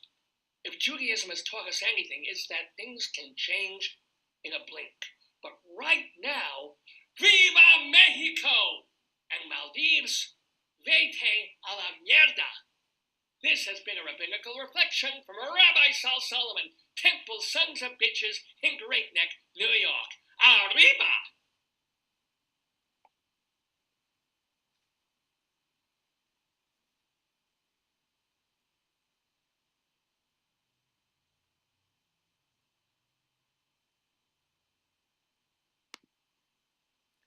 Yes, yes indeed, ladies and gentlemen, the one, the only, the Jewish Rabbi Sol Solomon. The views expressed by Rabbi Sol do not necessarily represent those of the program or its host, although for the most part, certainly today they do. So yay for him. If you want to find out more about Rabbi Sol Solomon, go to his website, shalomdammit.com, shalom, D-A-M-M-I-T, shalomdammit.com. You can also check his Twitter feed at Rabbi Sol Solomon, S-O-L-S-O-L-O-M-O-N. But Shalom Dammit, the website, is the place where you can read his rabbinical reflections. There's links where you can listen to them, plus his stage show, Shalom Dammit, an evening with Rabbi Sol Solomon that he did at the Richmond Shepherd Theater, I think back in 2012. That the whole video is there. Plus, he did 10 episodes of a very funny comedy program on Long Island Cable TV. Those episodes are all available at shalomdammit.com, so you're going to give them a look and a listen, shalomdammit.com. Well, Rabbi Sol is one of our greatest, maybe our greatest friend of the neighborhood, someone who has been on the program, and in his case, dozens and dozens and dozens of times, including our very first episode. We also have a new friend of the neighborhood that we just met today, the wonderful, the delightful Natalie Douglas. Go see her June 17th, Juneteenth, live Monday night, not this Monday, but the Monday after Tony Awards night. Go see her at Birdland and get your tickets at birdlandjazz.com. Also, you're going to want to get a copy of her 4 CDs, including the most recent one, which just came out in February, Back in the Garden from Club 44 Records. And let me tell you something, unfortunately, because of Facebook and YouTube and where we upload and archive these programs, We don't play music anymore. We haven't in years because we get dinged with friggin' copyright and you can't play it in this country and it mutes the episode or blocks the episode altogether. Otherwise, we would play Natalie Douglas. You'd hear her sing some of these songs, but we can't. We're not on terrestrial radio, and we can't do that. But if we did, I think you'd be really, really pleasantly surprised. She has this gentle, lovely voice. She does ballads. She's not this big belter kind of, bringing the house down 11 o'clock number kind. That's not what she's doing. She's really, it's a lovely voice, just like Janice Siegel that we talked to last week from the Manhattan Transfer. It's very pleasant, nice cabaret music to listen to. So check them both out. They are both friends of the neighborhood, just like these other people who've been on the program.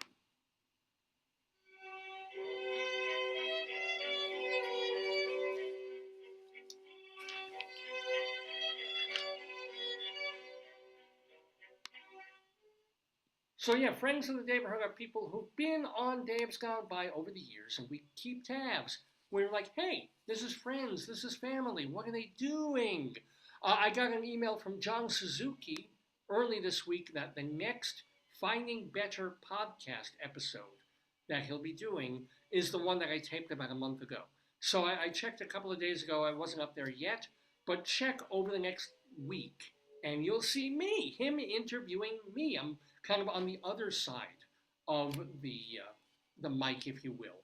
And it's a very delightful chat. And he's a very positive person. I'm often not, but it's a very light, uplifting, happy conversation I had with him. For his podcast, it's called Finding Better, which you can hear anywhere you can hear podcasts. I want to say congratulations to musician Dave Davis. Now, this is Dave Davis, the guy in the Kinks, right?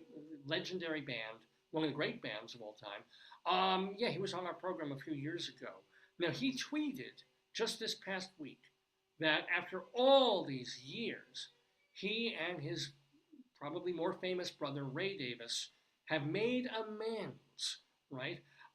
He said that corresponding by email over the past few years has kind of mended their very, very difficult relationship. Not that the Kinks are reforming, not that they're getting back together or making an album or going on tour or anything. I mean, these guys are in their mid to late 70s now, but still, he and the brother, they're brothers again, they're getting along, it's all right, it's nice to know. So congratulations to Dave Davis of the Kinks. Also, hearty congratulations to our really good friend, Iris Dorbian. Her book, we always talk about this, her book, Next Stop Boston, which she kind of just wrote on a lark, is getting more attention and more awards than all the other writing that she does. Next Stop Boston just won the Literary Titan Award. So yay, another accolade. Another thing, if they do a second edition, second pressing of the book, these things are going to go on the back cover. She's not going to have room for all the awards and nominations that she's getting. So a big mazel tov to our great friend, Iris Dorbian. I want to let you know that singer-songwriter Willie Nile is going to be at the Wonder Bar in Asbury Park, New Jersey. That is happening on today, June 8th. And then playing just this weekend, the last couple of performances of a play called The Hours Are Feminine by our friend Jose Rivera. You can see the show at Intar over on West 52nd Street, and it got a good review in the New York Times this past week. They wait until like the last week that a show is running, and so like everybody who was on the fence didn't hear about it, suddenly they read it in the New York Times, and then they sell out the last two performances. But anyway, congratulations to Jose Rivera on that. On Sunday, tomorrow, Clea Blackhurst is going to be part of Songbook Sundays, and she's going to be paying tribute to Johnny Mercer, and that is happening at Lincoln Center's Dizzy's Club up at Lincoln Center. Peter Felicia is hosting the 78th Annual Theater World Awards. Yep, it's awards time, and this is happening on Monday night. And then on Tuesday, we just had them in the neighborhood, Yaren Gershovsky and Janice Siegel are at Birdland doing their tribute to Cy Coleman. Then on June 13th and running for a month, it's Ken Ludwig. He wrote the book for the hit musical Crazy for You, which has a lot of George and Ira Gershwin music. It's being revived at the Ogunquit Playhouse in Maine. Andre De Shields, Tony winner, and he just had a special part on the CBS TV show Elsbeth. Well, he is going to be in Cats, the Jellicle Ball, a special version of Cats, I guess this is, at the Perlman Performing Arts Center in New York that is starting on June 13th and running until July 14th. This Friday, Mike Agranoff is at Salon 33 in Princeton, New Jersey. Same night, Robert Bannon is going to be at 54 Below. And the same day, the Tom Paxton song, The Last Hobo, is performed by Chris Jones. He's releasing it as a single. It's part of a Bluegrass Sings Paxton album that's going to be released in the next couple of weeks. Julie Halston is off-Broadway in Breaking the Story over on West 43rd Street. That's running through mid-June. Running till the end of June, Beautiful, the Carole King musical, is being revived at New Jersey's Paper Mill Playhouse, which features a book by our late friend of the neighborhood, Douglas McGrath. Al Tapper has a musical that he wrote the music and lyrics for. It's called David. Love the name. It's at his AMT Theater over on West 45th Street in Manhattan.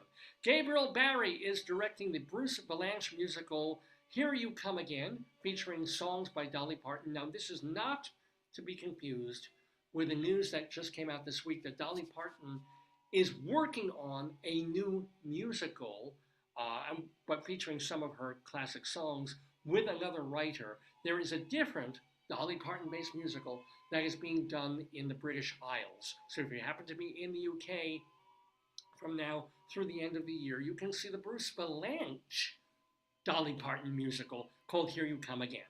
Aladdin on Broadway features music by Alan Menken. Little Shop of Horrors off-Broadway features music by Alan Menken. K.T. Sullivan holds down the fort at the Algonquin on Tuesday evenings. At Birdland, Monday nights, you've got Vince Giordano and the Nighthawks doing 2 shows. Eric Comstock and Barbara Fasano are at Birdland on Monday evenings. No, they're Tuesday nights, forgive me.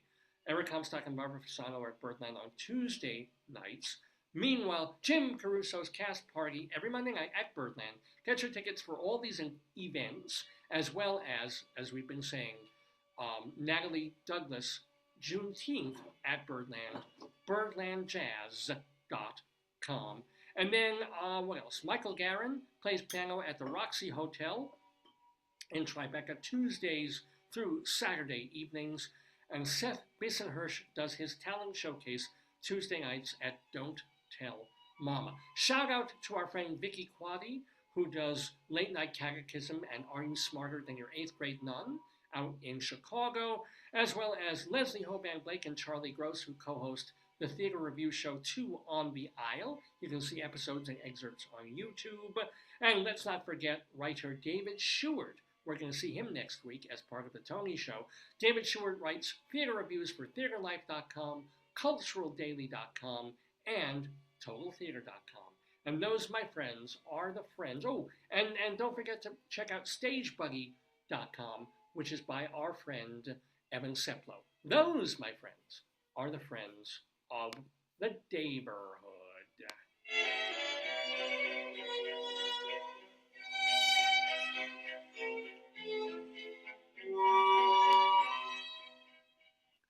Well, ladies and gentlemen, it's already, yes, we are running a bit late. It is afternoon already. I know we've got a yard sale coming, but how could I end the program without our Colorado Limerick of the Damned, which is a poem that I write every week about some different place in Colorado, because my wife and I used to live there, and I really enjoyed living there, but I started writing a poem about all these different places on the map, and sometimes now off the map, of Colorado, just because, as a challenge, and just because I love writing horrible, disgusting, sexist, racist, any kind of poem that you can imagine. So I've been keeping it going, and this week we go to Alexander Colorado. Alexander, Colorado, for our Colorado Limerick of the Damned. Hey. Oh, I can pop up the volume. It would help if I did. 5 lines, in which lines 1, 2, and 5 will end with words that rhyme.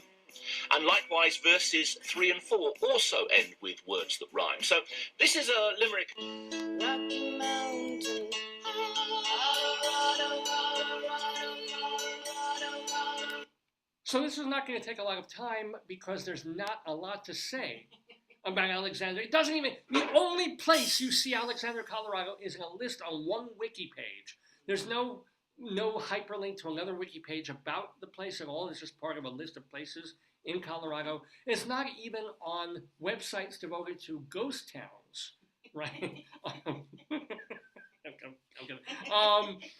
It's nowhere to be found except on this one wiki page. So I'm taking that to the bank as a place that is in Colorado, and I can do a Colorado Limerick of the Damned about it. So, ladies and gentlemen, it's a forgotten, your phone, a forgotten town and former post office in Lake County, Colorado, near Leadville and the 14,000-foot summit of Mount Elbert. That's really all I know about it. That's all I could find out. Not when the town was founded, when it died out, was there mining, was there ranching, nothing. That was kind of high up for rent, but yeah, that's it.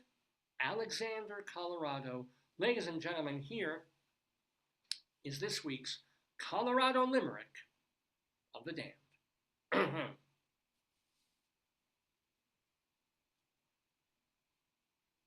I went out with a girl from Alexander, whose personality could not be blander. She acted oh so bored. But don't worry, folks, I scored when I showed her that my dick was a two-hander. Yes, my friends. Please send your comments and complaints to davesgoneby at AOL.com. davesgoneby at AOL.com. Plus, you can check my Twitter feed, Radio Dave 2. Plus, you can leave messages and comments right here on the Facebook page.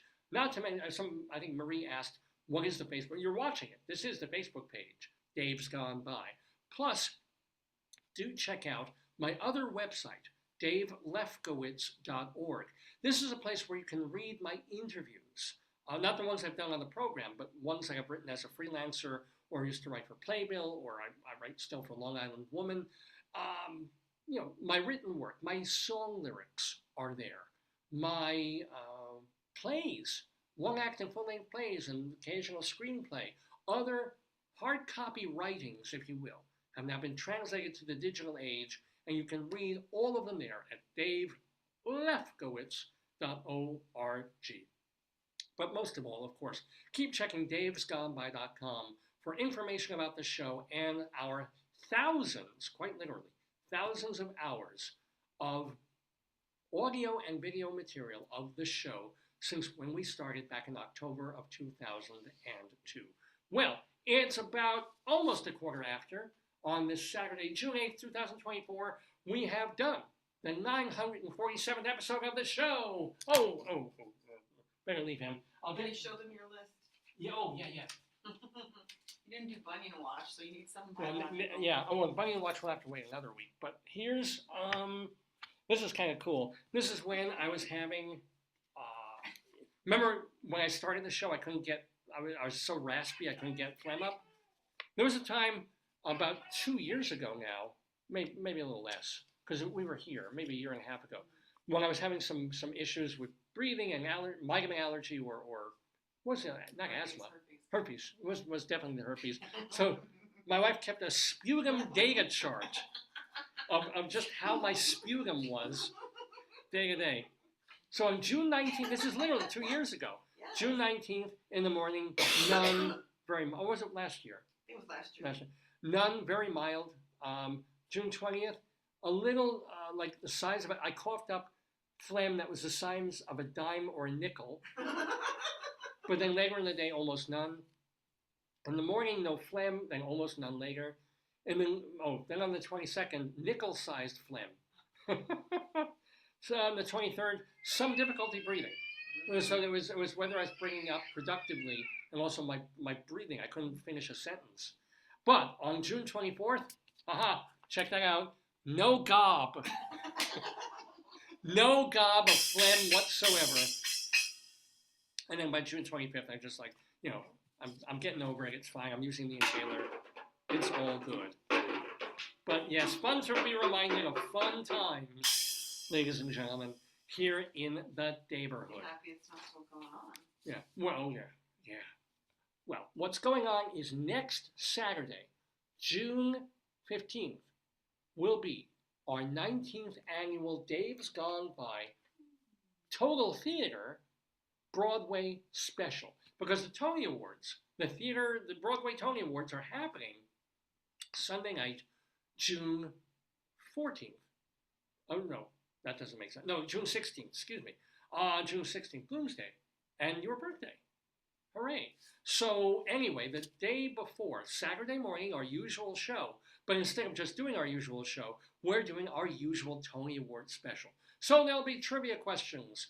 So there will be guests from the theater world, a lot of critics, people I've known for a while, friends of mine who have been theater critics for a decade or two or three. They're going to do what they always do. They're going to pick a category of the Tony Awards and talk about it and say, oh, I think so-and-so will win, but here's who really should win, and here's who's left out of that category, for everything from costumes to lead actress in a play to best musical or best musical revival. It's all going to be part of what we do on our annual Broadway special. Plus, let's see what else we got. Well, we can't play music, unfortunately, as ever, but we'll try and think of some other fun things to do as part of our Broadway special. So don't miss it. We're doing it next Saturday, our usual time, 9 until noon or thereabouts, right here on the Facebook page in the neighborhood. I can already tell you that we have some confirmations, including, did I write them down?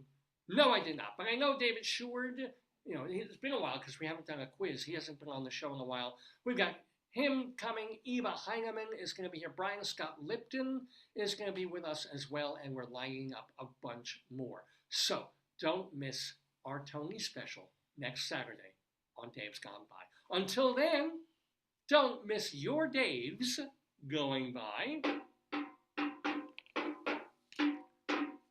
Time to bid farewell for this week. Make it a great one. And as Rabbi Sol would say, happy Shavuos to all of you who celebrate, and happy Juneteenth. That's still more than a week away. So not yet. Prepare for Juneteenth, but you don't have to celebrate it yet. And gone by.